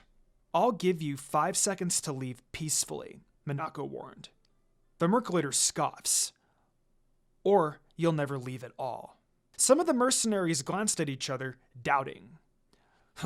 We aren't allowed here, yet you let wanted criminals come into this pathetic village, the merc leader shouted, gesturing to Sasuke. Monako glanced at them and then continued to glare at the man speaking. This is between you and me, and you see, there's a big difference between you and them, as you tried to kill the village leader and harm the villagers. The merc leader snickers, which led Monako to start a countdown. 5. A few goons sneakily left. At least some of them are smart, Monako thought. 4. 3. The mercenaries prepared themselves to fight. 2. Minako saw a glimpse of Sasuke grabbing his katana, looking back and forth between the merc leader and her. 1. A small poof of smoke was seen and Minako was gone. The merc leader, dumbfounded to see Minako, ran away from them, unknowing that it was a clone after all this time. He smirks and maniacally laughs, but was cut off as numerous chains went up to the sky and covered the boundaries of the small village. The real Minako appeared, her hair tied to a ponytail. You still have a chance to leave peacefully. Make me, the merc leader smirked with confidence. In a flash, Minako appeared in front of him and punched his guts, sending him to the barrier's boundary, making a straight line from Minako. The other mercs looked back at their leader, then to Minako. Some sweat dropped while others glared. Minako smirked. Come at me. No one was left standing except Minako. She grabbed the leader by his throat. You're the other Uchihas. Minako snapped his neck before he finished his sentence, hoping Sasuke didn't hear it. Damn, how did he know? She let his dead, lifeless body go and headed towards Toya and the others. The barrier was already gone, and some men were already taking the bodies. Is anyone hurt? Minako asked. Some, but the medics have already treated them, Ayato said. Once again you say this, Minako, and I thank you, Toya said. Well, I'm just doing my job. Besides, these two could have done it anyway. Yeah, but it would take hours, and a lot of people would have gotten hurt, Kira said. Minako smiled and glanced at Sasuke, who was already looking at her. I need to go. I think I left my stove on. As Minako left, Sasuke and his team followed.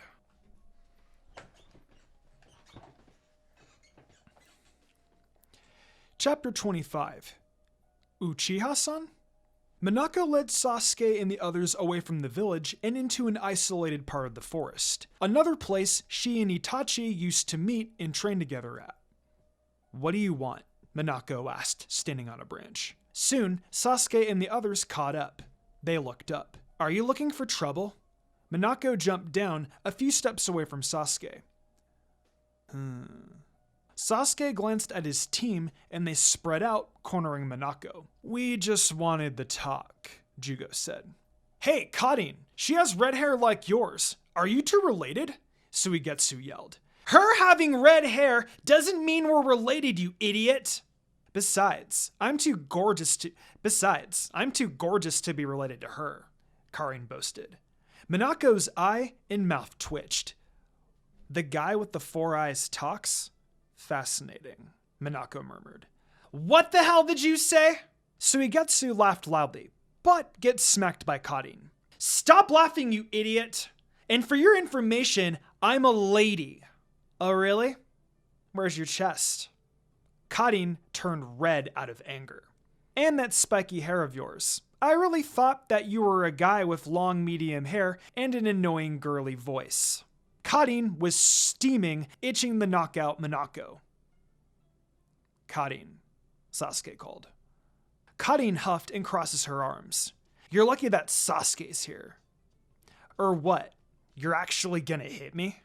Why, you bit! Suigetsu tries to hold a hot-headed Karin, but fails miserably. Karin walks forward, fist clenching, and then does hand signs quickly. Adamantine attacking chains!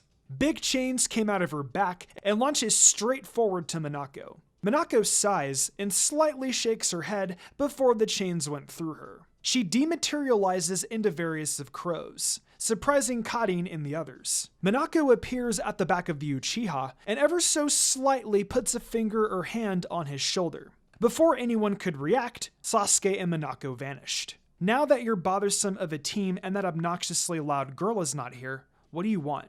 Monako asked. It took a second for Sasuke to regain his composure and to back away from Monako, properly facing her. Where's Itachi? Monako's eyebrows raised. Itachi? Play dumb, Monako, and he'll never notice and will leave. Don't fool me. I know that kind of crow clone when I see one. Now where is he? Monako inwardly sighed. Well, you've grown, haven't you? Not the brat I used to babysit. If I knew, I would honestly tell you. But I don't. Sasuke activates his Sharingan, completely done with Monako's trickery. Enough. I saw you before, and you said that you're a friend of his.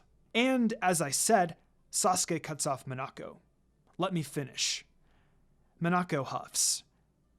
You told me to be more stronger and powerful. If you don't know where he is, who truly are you? As I said, a friend.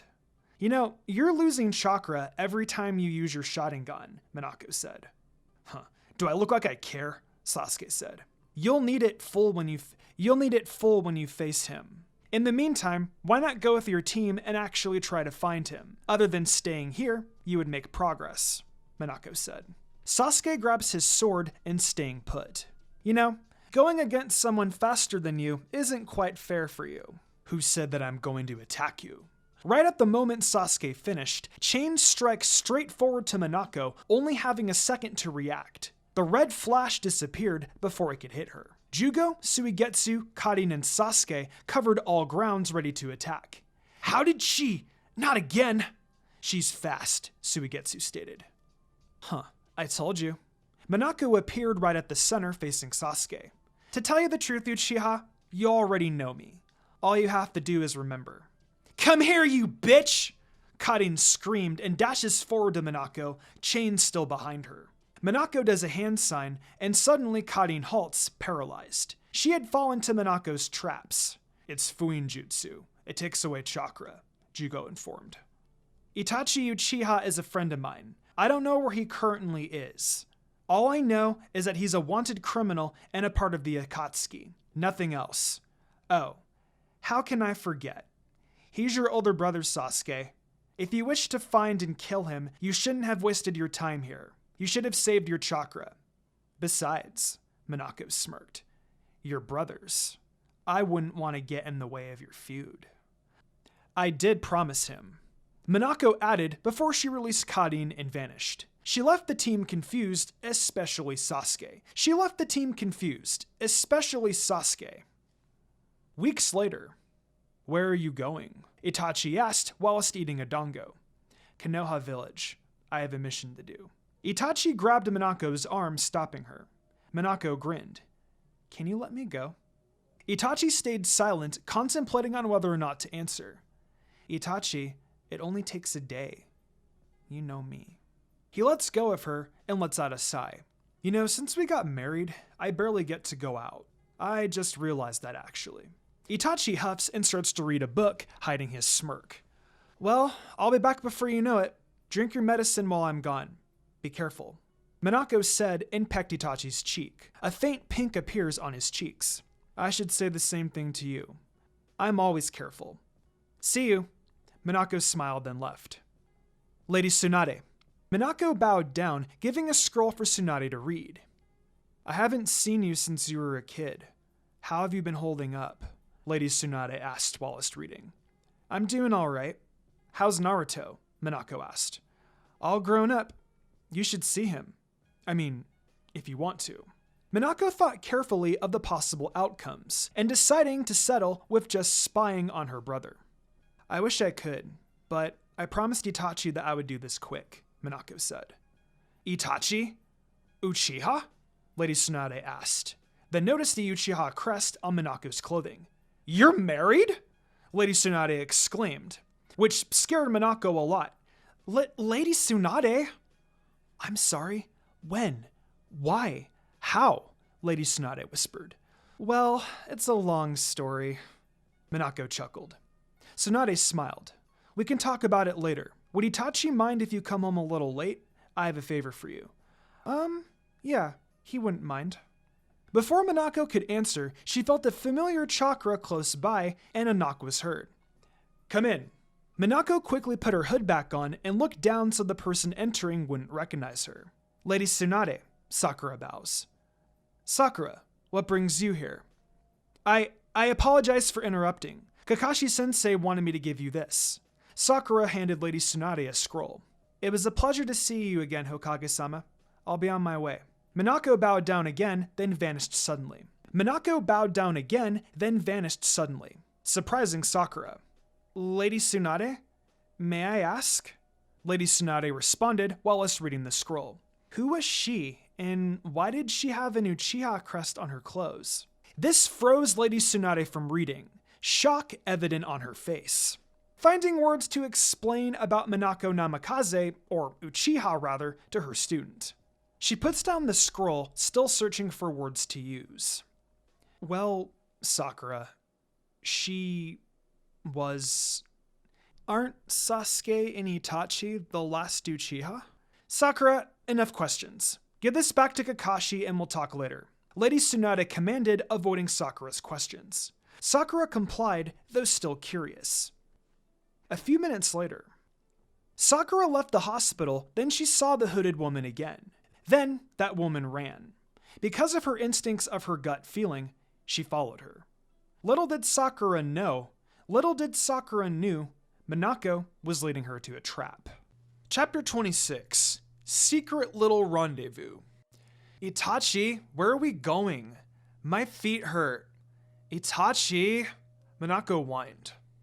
Itachi ignored his wife's exaggerated whining and continued walking down the route heading towards a small town. Monako huffed, stopped, and crossed her arms. Her husband stopped a few steps ahead of her, not looking back. Monako, Itachi said. Monako stayed silent, waiting for Itachi to look back. No. Itachi sighed. He closed his eyes momentarily. You leave me no choice. This confused Monako momentarily, but then Itachi suddenly appeared next to her and easily swooped her up, carrying her in a lover's carry position. Monako immediately blushes as red as her hair. She hurriedly covered her face so Itachi couldn't see her in that state. But to no avail, Itachi already knew. He then started to jump tree to tree so they can reach their destination in a short time. Why am I like this? We're married, for fuck's sake. He shouldn't have this much of an effect on me. Why? Monako thought. I still got her. My Monako, Itachi thought and smirked. Stop smirking, Monako exclaimed. Her hands still covered her face. This surprised Itachi. I know you're smirking, Uchiha. This isn't funny. You're right. It's not. Monako uncovered her face and looked at Itachi, hoping that the blushing is gone. But can't her husband be happy because his wife's too cute? Itachi said. Monako hid her face again, blushing but smiling. Uchiha? Who? Me? Or you? Itachi said, continuing to tease Monako. Monako smiled wider, but still hid it. Itachi, stop. I can walk now. Are you sure? He asked. Monako nodding quickly. Itachi stopped and jumped down from a tree, putting Monako down gently as possible. After Itachi gently placed Monako down as he stood up properly, Monako tiptoed and kissed Itachi's cheek, taking him by surprise. This time, it was Itachi's turn to blush, though he only blushed faintly. "Thank you," Monako genuinely said. "Let's go," Itachi said, grabbing Monako's hand as he led her to the entrance of the small town. Where is he? Monako thought. Itachi went to a small shop, leaving Monako outside to wait. "Hey there, pretty lady," a yellow-headed guy with a fringe said. "Here alone?" another guy asked. This time, a guy with slicked back gray hair. "Those robes. Red clouds. Like the ones Itachi has. They must be the Akatsuki." Minako ignored them, waiting for her husband. "Where did you come from?" the gray-haired guy asked again. "That's none of your business." "Oh, feisty. I like it," the yellow-haired fringe said. All Minako did was roll her eyes. "Come on, the sun's shining. It's a good day. Why don't we just, seize the day and have some fun?" the gray-haired guy said. "Yeah, and maybe by night, that's where the fun actually begins," the yellow-haired fringe said. And this irritated Monako greatly. But she had an idea to lead them on and then maybe punch them out of existence. "Really?" Monako giggled in the most fake way possible. "I don't even know your names. Name's Hidan, and my friend here's Deidara. So, how about we get started while the sun still shines?" Monako fake smiled. "Go." "What are you two doing?" Itachi asked, surprising Hidan and Deidara. Monako remained smiling, happy that Itachi is by her side. Itachi? "We were just talking to this pretty lady over here," Hidan said. "They were terribly flirting with me while you were gone," Monako said. Both men's sweat dropped, then Hidan scowled. "What do you want, Uchiha?" Itachi remained emotionless. But in the inside, he was furious. He wanted to kill both men for flirting with his wife. "You're using your Sharingan. They're not worth it. Keep calm so you won't hurt yourself," Monako said. This brought Itachi back to reality, and saw both men were uneasy. He changed back to his normal eyes and closed them. He then smirked. "You know me so well." "Of course. Now let's go. I don't want to waste our time with selfish, egotistic, and weird-looking low-life men." Monako turned her back and walked ahead. From what Monako said, it made both men furious. Quickly, Deidara made a small insect to annoy and possibly hurt Monako, while Hidan said something about sacrificing her to Lord Jashin, which made Itachi more furious than he already was. Before Deidara could send his creation, he was stopped by a Mangekyo Sharingan wearing Itachi. "Hurt my wife, and the two of you will never see daylight again." "Wife?" both men exclaimed. "You have a wife?" Deidara exclaimed again. "Shut up." Itachi, if I knew I wouldn't flirt with, it's all Hidan's idea. Bye." Deidara stuttered and left running. Itachi glared at a very uneasy and frightened Hidan. "Sorry, man. Congrats on having a wife." Hidan ran off. "What did I tell you about using your Sharingan?" Monako asked behind Itachi. Itachi knew that Monako was the one who made Hidan run, as his wife is beautiful. She can be as scary as an angered tail beast. She's scarier than him, that's for sure. Itachi sighed. "I know. Let's go?" An arm out for Monako as she gladly accepts it. "I also know what you did." Monako froze. Itachi smirked. "Oh no. This is gonna be a long night." Chapter 27. You Don't Know Everything. From the moment Sakura followed Monako, she underestimated the former Anbu Black Op. Monako successfully led her to a secluded place. Coincidentally, the place where Shisui taught her how to aim precisely. Where's she going? Sakura asked herself, hiding behind a huge trunk of a tree. Monako slightly glanced at her right and vanished into thin air, which surprised Sakura. Instinctually, she jumped out into the spot where Monako was. She's gone? Sakura said to herself, looking left and right for Monako. Stalking? Well, it isn't uncommon for young, naive teenage girls like you, Monako said behind Sakura. This ticked Sakura. She turned around, angry. What did you say? She bawled, balling her fist, ready to kick Monaco's ass. Naive indeed, Monako slowly shook her head as a sign of disappointment. Sakura bawled and tried to tackle Monako, but failed to as she fell on her face, unable to move from her spot. Sakura looked up shocked and noticed bright yellow lights below her, realizing that she's been caught in a trap that she couldn't move. What? Who are you? At first, Monako hesitated, but she showed her face. Only her face. That's for you to figure out, Monako said blankly. Lady Tsunade, you know her. Monako cut Sakura off. Of course not. It's not like she's the Hokage or anything, Monako said sarcastically. Sakura scowled. For her, this was disrespect for her mentor and for her. Listen here, you. Don't ever disrespect Lady Tsunade. Who the hell do you think you are compared to her? Monako raised a brow, unaffected of Sakura's outrage. And who the hell do you think you are talking to me like that? Sakura was cut off by Monako laughing. You think it's funny? Let's see who's laughing when I kick your ass. Sakura broke through the trap, which halted Monako laughing. Ah!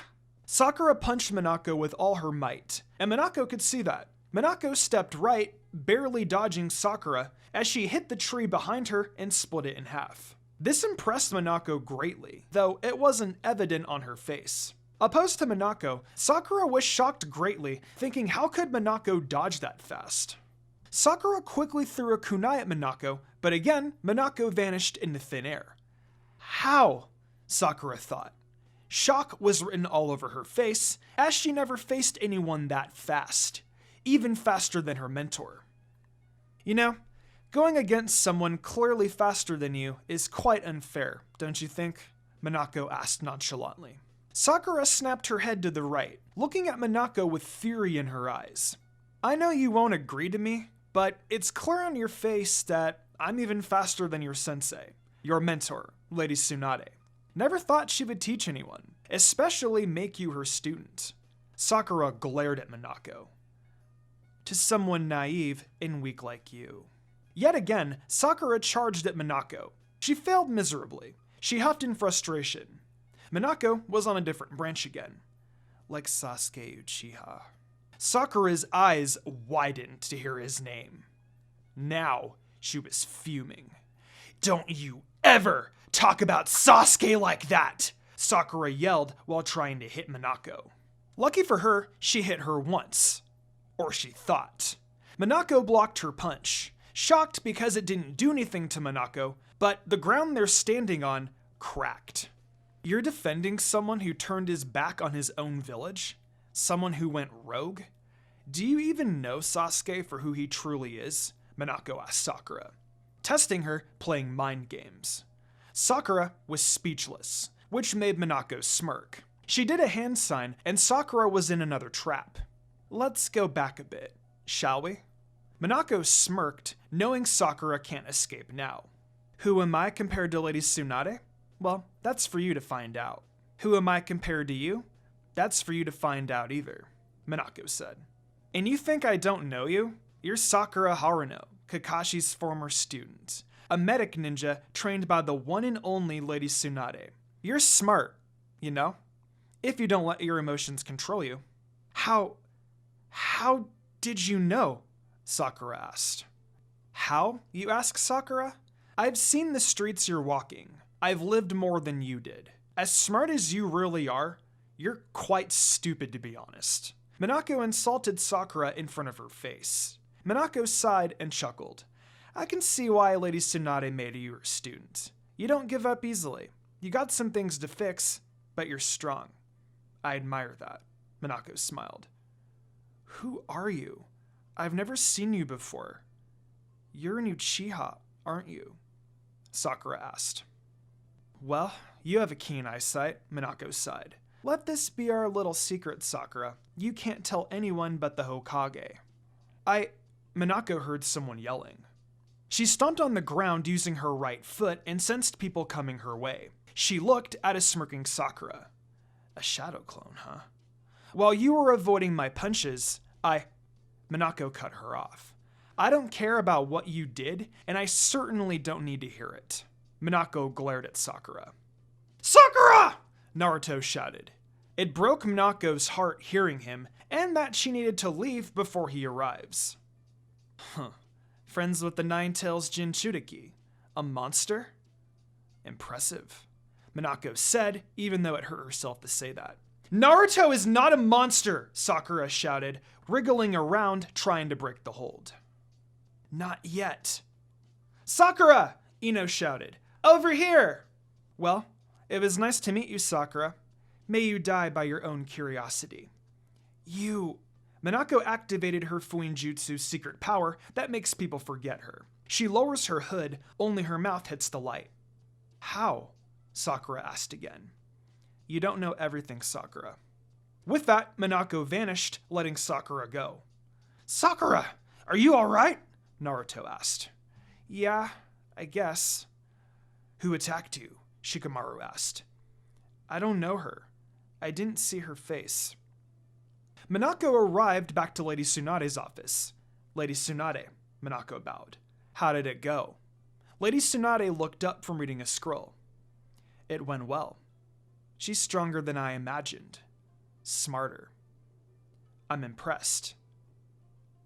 But she has a soft spot for her friends, especially for Sasuke. Oh, and her emotions too. Nonetheless, she passed in my book. Lady Tsunade smiled. Sakura's still learning. Yeah, she's got a lot ahead of her. She reminds me of myself having a soft spot for an Uchiha. Minako smiled of the thought. Thank you, Minako. My pleasure, Lady Tsunade. Take care of yourself, your husband, and your... baby. Chapter 28. Rain and Black Flames. A month later. A baby, huh? Minako thought. Minako thought as she placed a hand on her abdomen while sitting outside at Itachi in her house. It's barely noticeable. Well, I am wearing big-ass clothes. I haven't told Itachi yet. He left quite earlier than expected, and I forgot. Shit. How will I say it to him? Hey, Itachi? I'm pregnant. Well, yes, I guess that would be it. Minako? Kira called. Minako, still deep in thought. I wonder if the baby would be a boy or a girl. Kira sighed and rolled her eyes. Minako... A boy would be nice. Minako! Kira shouted, surprising Minako. What? Minako turned around. How did you get in? You're trespassing. I knocked, and the door was unlocked, so I went inside. I thought you heard me. Minako sighed. What do you want? She asked blankly. How's the baby and the mother? Kira said cheerfully. However, Minako knew it was fake. She could see it in her eyes. The tone of Kira's voice didn't match her eyes. Doing great. What is it? Did something happen? Minako asked. What do you mean? Kira asked, her voice too sharp. Minako flinched a bit. Just tell me. I know you're lying. What? Nothing has Kira sighed. Minako, I'm sorry. Kira said, holding Minako's hands. Sadness was all Minako saw in front of her. Did something happen to the Leaf Village? Naruto? No, Naruto's fine, I guess. It's your sensei. Sensei? Minako was confused at first, but then realized, feeling dread and anxiety. Minako opened her mouth to say something, but was cut off by Kira. Jiraiya-san was gone, Minako. He was killed in battle. Kira looked down and closed her eyes, holding onto Minako's hand dearly, as she knew Minako all too well in these situations. A tear ran down Minako's face, then another. She was speechless. Kira hugged Minako as the former student of the legendary Sannin Jiraiya sobbed on her friend's shoulders. Kira comforted Minako by rubbing her back and hair. Our condolences, Minako. But all Minako did was cry. It was the first time in a long time when she cried. Last time, it was the death of her best friend, Shisui. Kira continued to comfort Minako until Ayato arrived, informing Minako that this news came from the Hokage herself, passed from Hokage to Hamlet leader.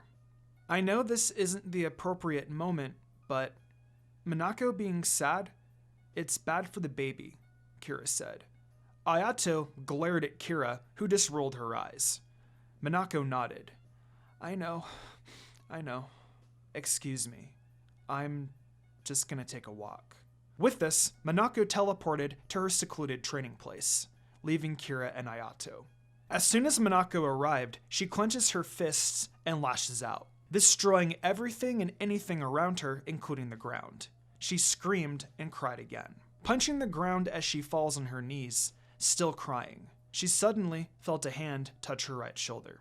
Her eyes widened, and she snaps to her right to see who touched her shoulder. Alas, she saw no one. She stood up, sighed, and went to sit on a rock, where she sat every time she finished training. Fortunately, it wasn't destroyed, but unfortunately, it was beside a river, which reminded her of him. Jiraiya-sensei will never get to see his goddaughter's child, Monako whispered to herself sadly, placing a hand on her abdomen. She looked up at the clear blue sky. I will miss you, Jiraiya-sensei, and thank you for everything.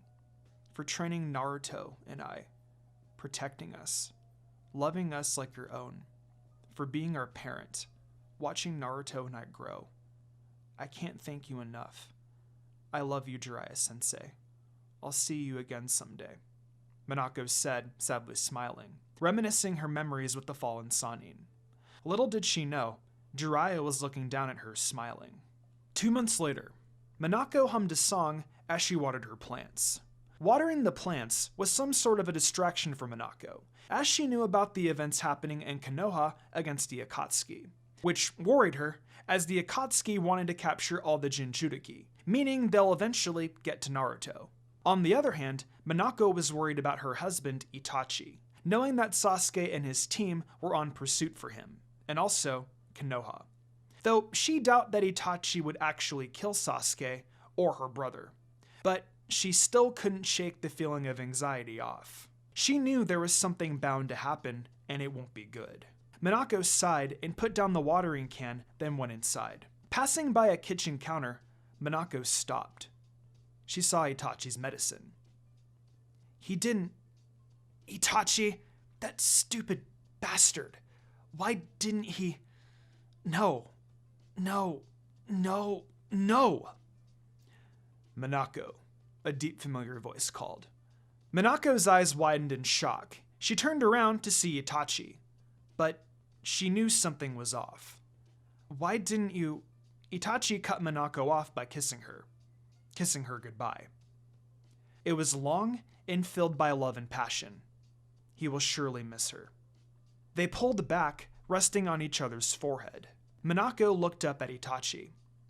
Where are you? She asked. Itachi didn't answer, but gave Monako 2 roses, white and red. Between those 2 was a ring, and finally a kunai with a little Uchiha crest hanging on it. Where the hell are you? You don't need to know, Monako, Itachi said, then poked her forehead. I'll see you later. He coughed and the clone was gone. Damn it, Itachi! It was a bad sign for Monako. She stored the kunai in her pouch and placed the roses on the dining table where she found a letter. She wore the ring, but before she could open the letter, she looked at her left and noticed a crow outside in her backyard. She went outside, confused. The crow flew and perched on her hand when Monako reached out. She noticed the eyes and began wondering. All of this. Am I blind or something? Everything relates to him and Uchiha. To the Uchiha clan. That, when Monako realized it, the crow flew away, heading towards a particular direction. He can't be there. Damn it! Monako said to herself and teleported to where she explored before. The Uchiha hideout.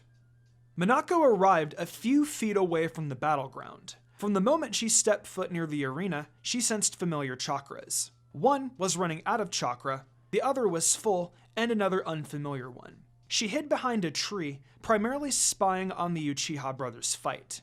Good thing she had a keen sense of hearing, as she could listen to their talking clearly. She was shocked when she heard about taking Sasuke's eyes. Monako couldn't believe it. For her, there was no way Itachi could do that. She knew he loved his brother dearly and being a good brother. Monako realized why Itachi didn't take his medicine. Monako went closer to the brothers, but still hidden from their sights. She looked onwards as Itachi walked slowly towards Sasuke, who had nowhere to go and had no chakra left. Monako watched and listened carefully. No. Itachi poked Sasuke's forehead and smiled, which shocked Sasuke. No. No. No. Sorry, Sasuke. Itachi, no! But there won't be a next time. Itachi coughed up blood and collapsed beside Sasuke, head first to the stone wall, and fell on the ground. Sasuke had a trail of blood on his face because of Itachi's hand. Sasuke was truly shocked, but a few minutes later, also collapsed. This broke Monako's heart, ultimately. But she couldn't help but smile, because Itachi gave something Sasuke always wanted, and he hit face first onto the wall. Damn it, Itachi. Even in death, you still made me smile. Monako didn't care who was the other person speculating the fight. She went beside Itachi. She searched for his pulse and chakra. It was low. You, Teme, why didn't you take it? Monako asked herself, not knowing the Itachi had still little life in him. Itachi, please. Why now?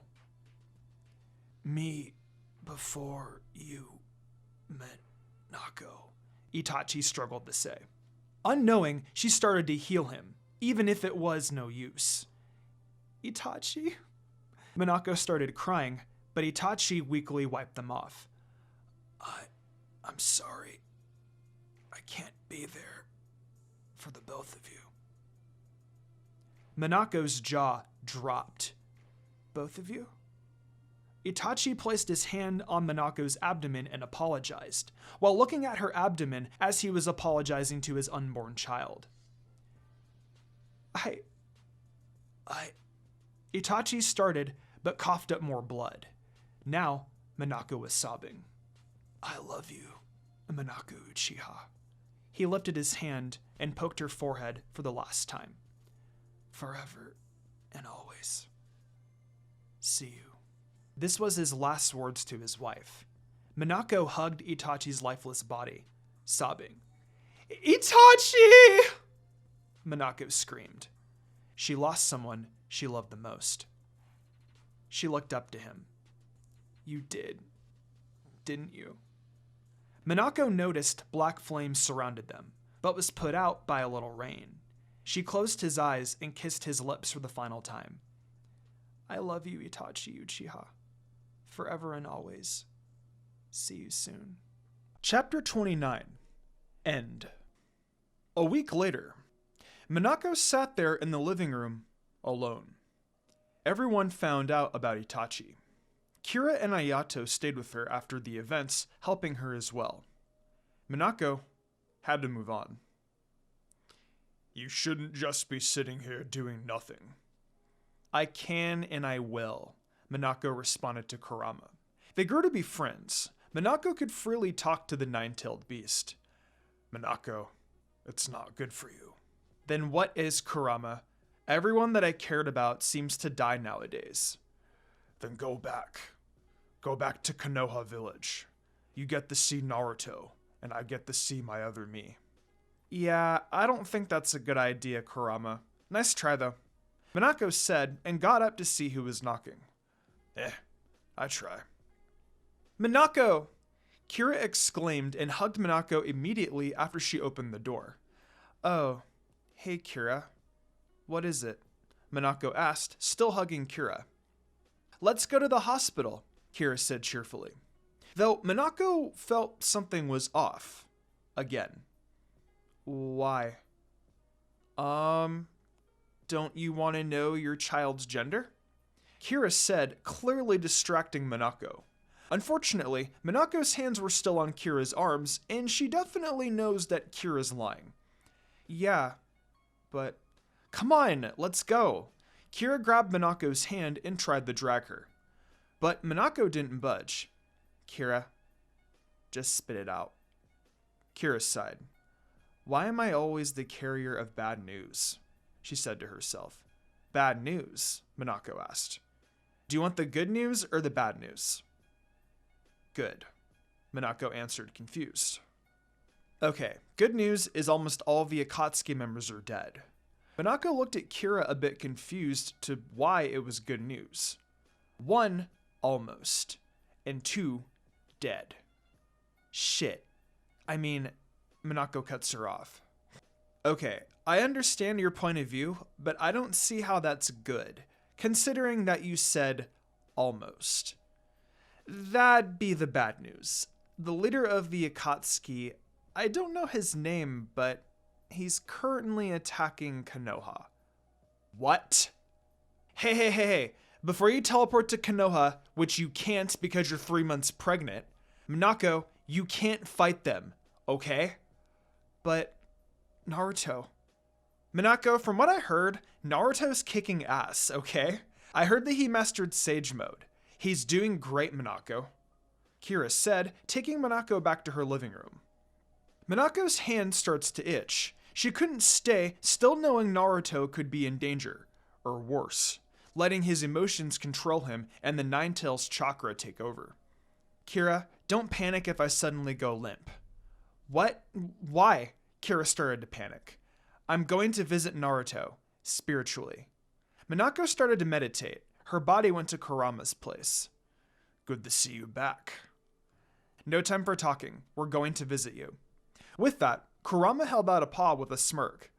Don't get any ideas, Kurama. I'm going without you. I just need your chakra. I knew it. Then, off she went and arrived outside in other Kurama's cage, aka inside Naruto. Minako stood a few feet away from Naruto. I don't know anymore, Naruto cried out, which broke Minako's heart. Minako started to walk towards Naruto, but was stopped by a hand on her shoulder. She turned to see who it was. Minako? Dad. The fourth Hokage, Minato Namikaze. You should stay back.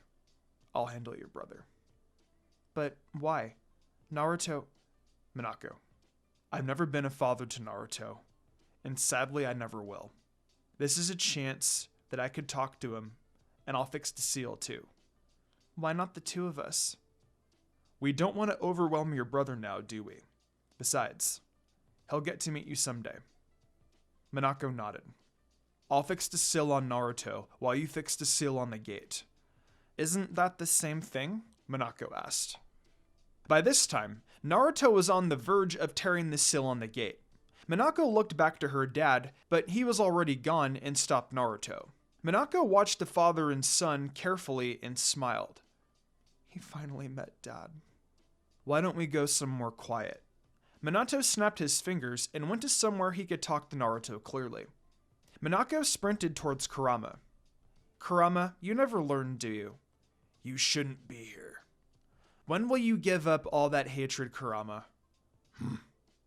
Minako fixed the seal. It was stronger than before. She made sure of that. After what happened, Minako watched the battle from inside of Naruto and was happy that he won. Minako. Kira shook Minako repeatedly. What? So what happened? Minako smiled. He won. 2 weeks later. Everyone who was eligible for war was sent away, leaving civilians behind. Minako was sad because she wasn't able to join. Well, she was 3 months pregnant. She was already starting the show. If a stranger came up to her, she looked more like a civilian than a kunoichi.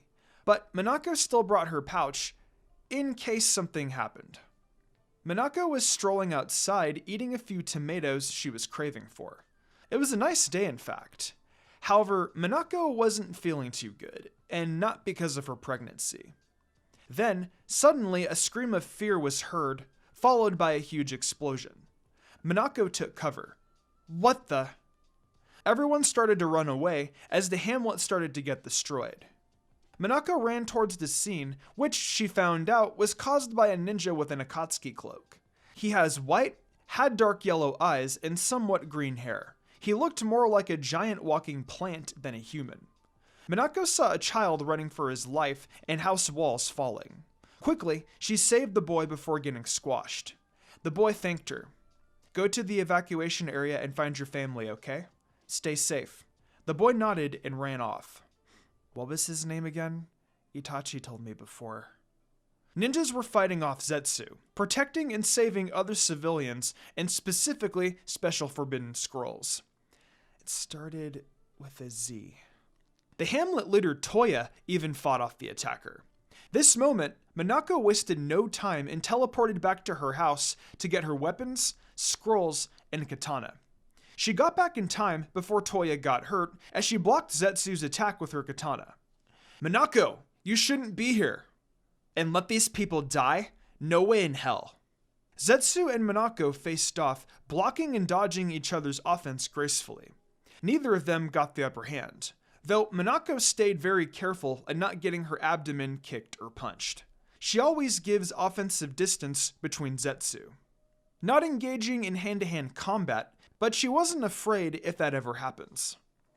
Monako got an upper hand for a moment, but Zetsu managed to take away her katana and let it drop on the ground. "You're more powerful than I expected."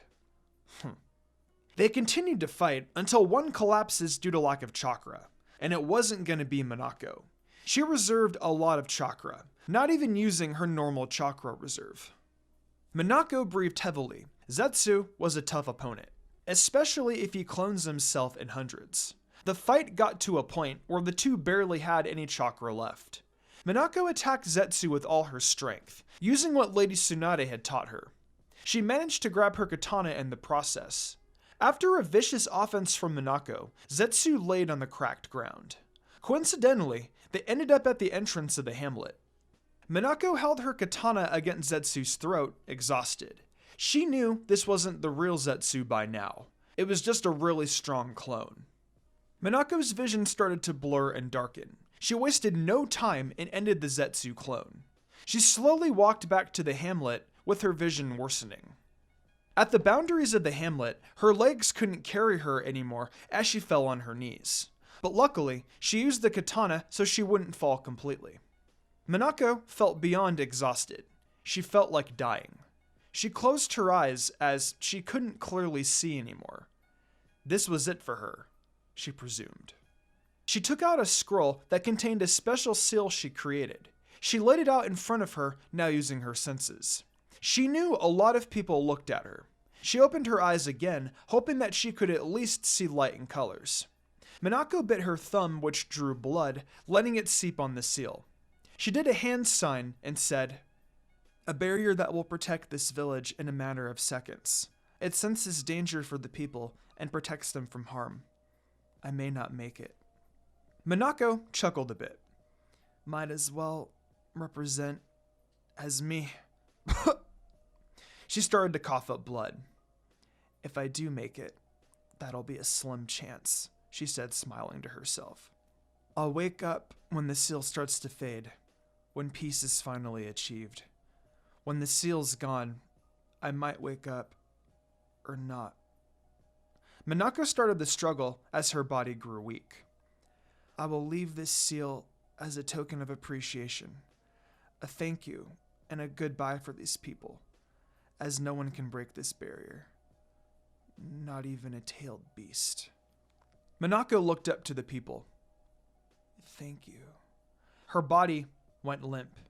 She fell on the ground, blood on her mouth, chakra, and her pulse weak. People, specifically medics, rush over to Monako, frantically helping and healing her as fast as they could. Monako, on the other hand, was with Kurama. She decided to bring Kurama back to his other body, which was inside of Naruto. And she did, but she didn't let him go back just yet. She was inside Naruto, taming both of the beasts. Monako snapped her fingers, and her and Kurama went to a quiet place. The same place where Naruto talked to their father. "Monako." Monako smiled, happy to see her again. "Mom?" She ran and hugged her. "You're too young to die, Monako, but I'm so proud of you." Monako was surprised. "I watched you protect those people, Monako. You sacrificed yourself for those people. You really are our daughter." Kushina smiled, cupping Monako's cheeks. But let's not distract your brother just yet. I want you to see something. And the mother and daughter left. Meanwhile, Monako's physical body rested on a hospital bed. We healed her just in time, but, the head medic said. But something's wrong, isn't it? Toya asked. The medic nodded and frowned. We saved her, but we don't know if she ever wakes up. She's in a coma? Is that what you're saying? Yes. A fatal coma. Everyone in the room was devastated. And her baby? Surprisingly, the baby's fine. No damage at all. She'll wake up, Toya said. When war is over, peace conquers, a civilian said. Yeah? When will that happen? Another asked. Time will tell. And it will. Epilogue. Minako watched the war from Naruto's point of view. Needless to say, she was very proud of him, especially when Naruto and Sasuke made a truce. She stayed with Kurama, forming a friendship with the tailed beast. However, for the people of the little village, they were losing hope as the days, weeks, and months pass. How is she? Ayato asked. Kira and him decided to live in the Uchiha's house to take care of her, as Monako's body rested on her bed. Still sleeping, Ayato. I don't know if she'll ever wake up. Don't tell me you're losing hope too. Monako will wake up. We just don't know when, Ayato said. It's been a year, Ayato. A year after the Fourth Great Shinobi War, Monako's still in a coma. She hasn't even aged since she fell into a coma. Even her baby didn't grow. Ayato shushed Kira inside. I know. Both Ayato and Kira looked at a peaceful sleeping Monako. They couldn't do anything but wait. Months after the Naruto last movie event, which was 2 years after the war, one sunny day, Kakashi, the sixth Hokage, was doing nothing but reading Monako's profile in his office, also wondering where and how the Kunoichi was. Until he got a message from Ayato, who was now the new leader of the small village Monako lived in. It was about the sacred and forbidden scrolls that was kept there for safety. However, Ayato said that it would be safer in Konoha than in the small village and about Monako. It's been pretty normal in Konoha. No dangers whatsoever. It was actually pretty boring. So Kakashi decided that he would take the scrolls and bring them to Konoha himself with some help of a couple of ninjas. He also thought that it would be time for Naruto to meet his existing older sister. So he called the attention of the few people who he truly trusted, which included his former students. Naruto, Hinata, Sakura, Ino, Shikamaru, Lee, and Tenten. Kakashi even got a hold of Sasuke and made him join. Though Kakashi knew Sasuke only joined because he could get to see Sakura again. Kakashi-sensei, what is this for? Sakura asked. Does it really need this many people? Shikamaru asked. Kakashi-sensei, is it really important that you wanted Sasuke to come? Naruto asked, which shocked Sakura. Sasuke's joining? Sakura began to overthink. Calm down, Sakura. And to answer all of your questions, yes. Kakashi leaned back on his chair. We're transporting sacred and forbidden scrolls from a small village far from here to Konoha, and I need people who I can trust. Also, Kakashi took out Monako's profile and placed it on his table. To find her. Sakura took the confidential folder and opened it. What she saw surprised her, making her eyes widened. As if on cue, Kakashi said, Monako Namikaze. Everyone was surprised. Well, Naruto being surprised was an understatement. He looked like he saw a ghost. Everyone crowded around Sakura, trying to see or read the profile, excluding Naruto, who was still processing what Kakashi just said. Namikaze? Naruto asked. Kakashi nodded. Sakura, if you don't mind kindly, give that to Naruto. Sakura nodded and gave it to Naruto with a smile. Naruto gladly yet shakily took it. Everyone tried again to look at the profile, even Sakura. Naruto briefly read the profile, remembering some important details. He closed it and breathed out heavily, everyone waiting for his reaction. When unexpectedly, Naruto shouted, "I have a sister?" No doubt, everyone in Konoha heard that. Everyone, excluding Kakashi, were on the floor or holding each other with this kind of faces. Kakashi smiled and nodded again. Of course you do. Now, everyone pack all you need for 5 days. We'll go on Wednesday. What? You're also going, Hokage-sama? Lee asked. Of course. It's been a while since I last saw Monako. Now, all of you can go, Kakashi said. Meanwhile, Ayato-sama. A ninja barged in Ayato's office, where his wife, Kira, and his daughter was there also. What is it? The young ninja rested for a while, catching his breath. It's Minako-san. She just woke up. Really? Kira asked enthusiastically. The ninja nodded. Both Ayato and Kira left with their daughter and the ninja and hurriedly went to the Uchiha's house.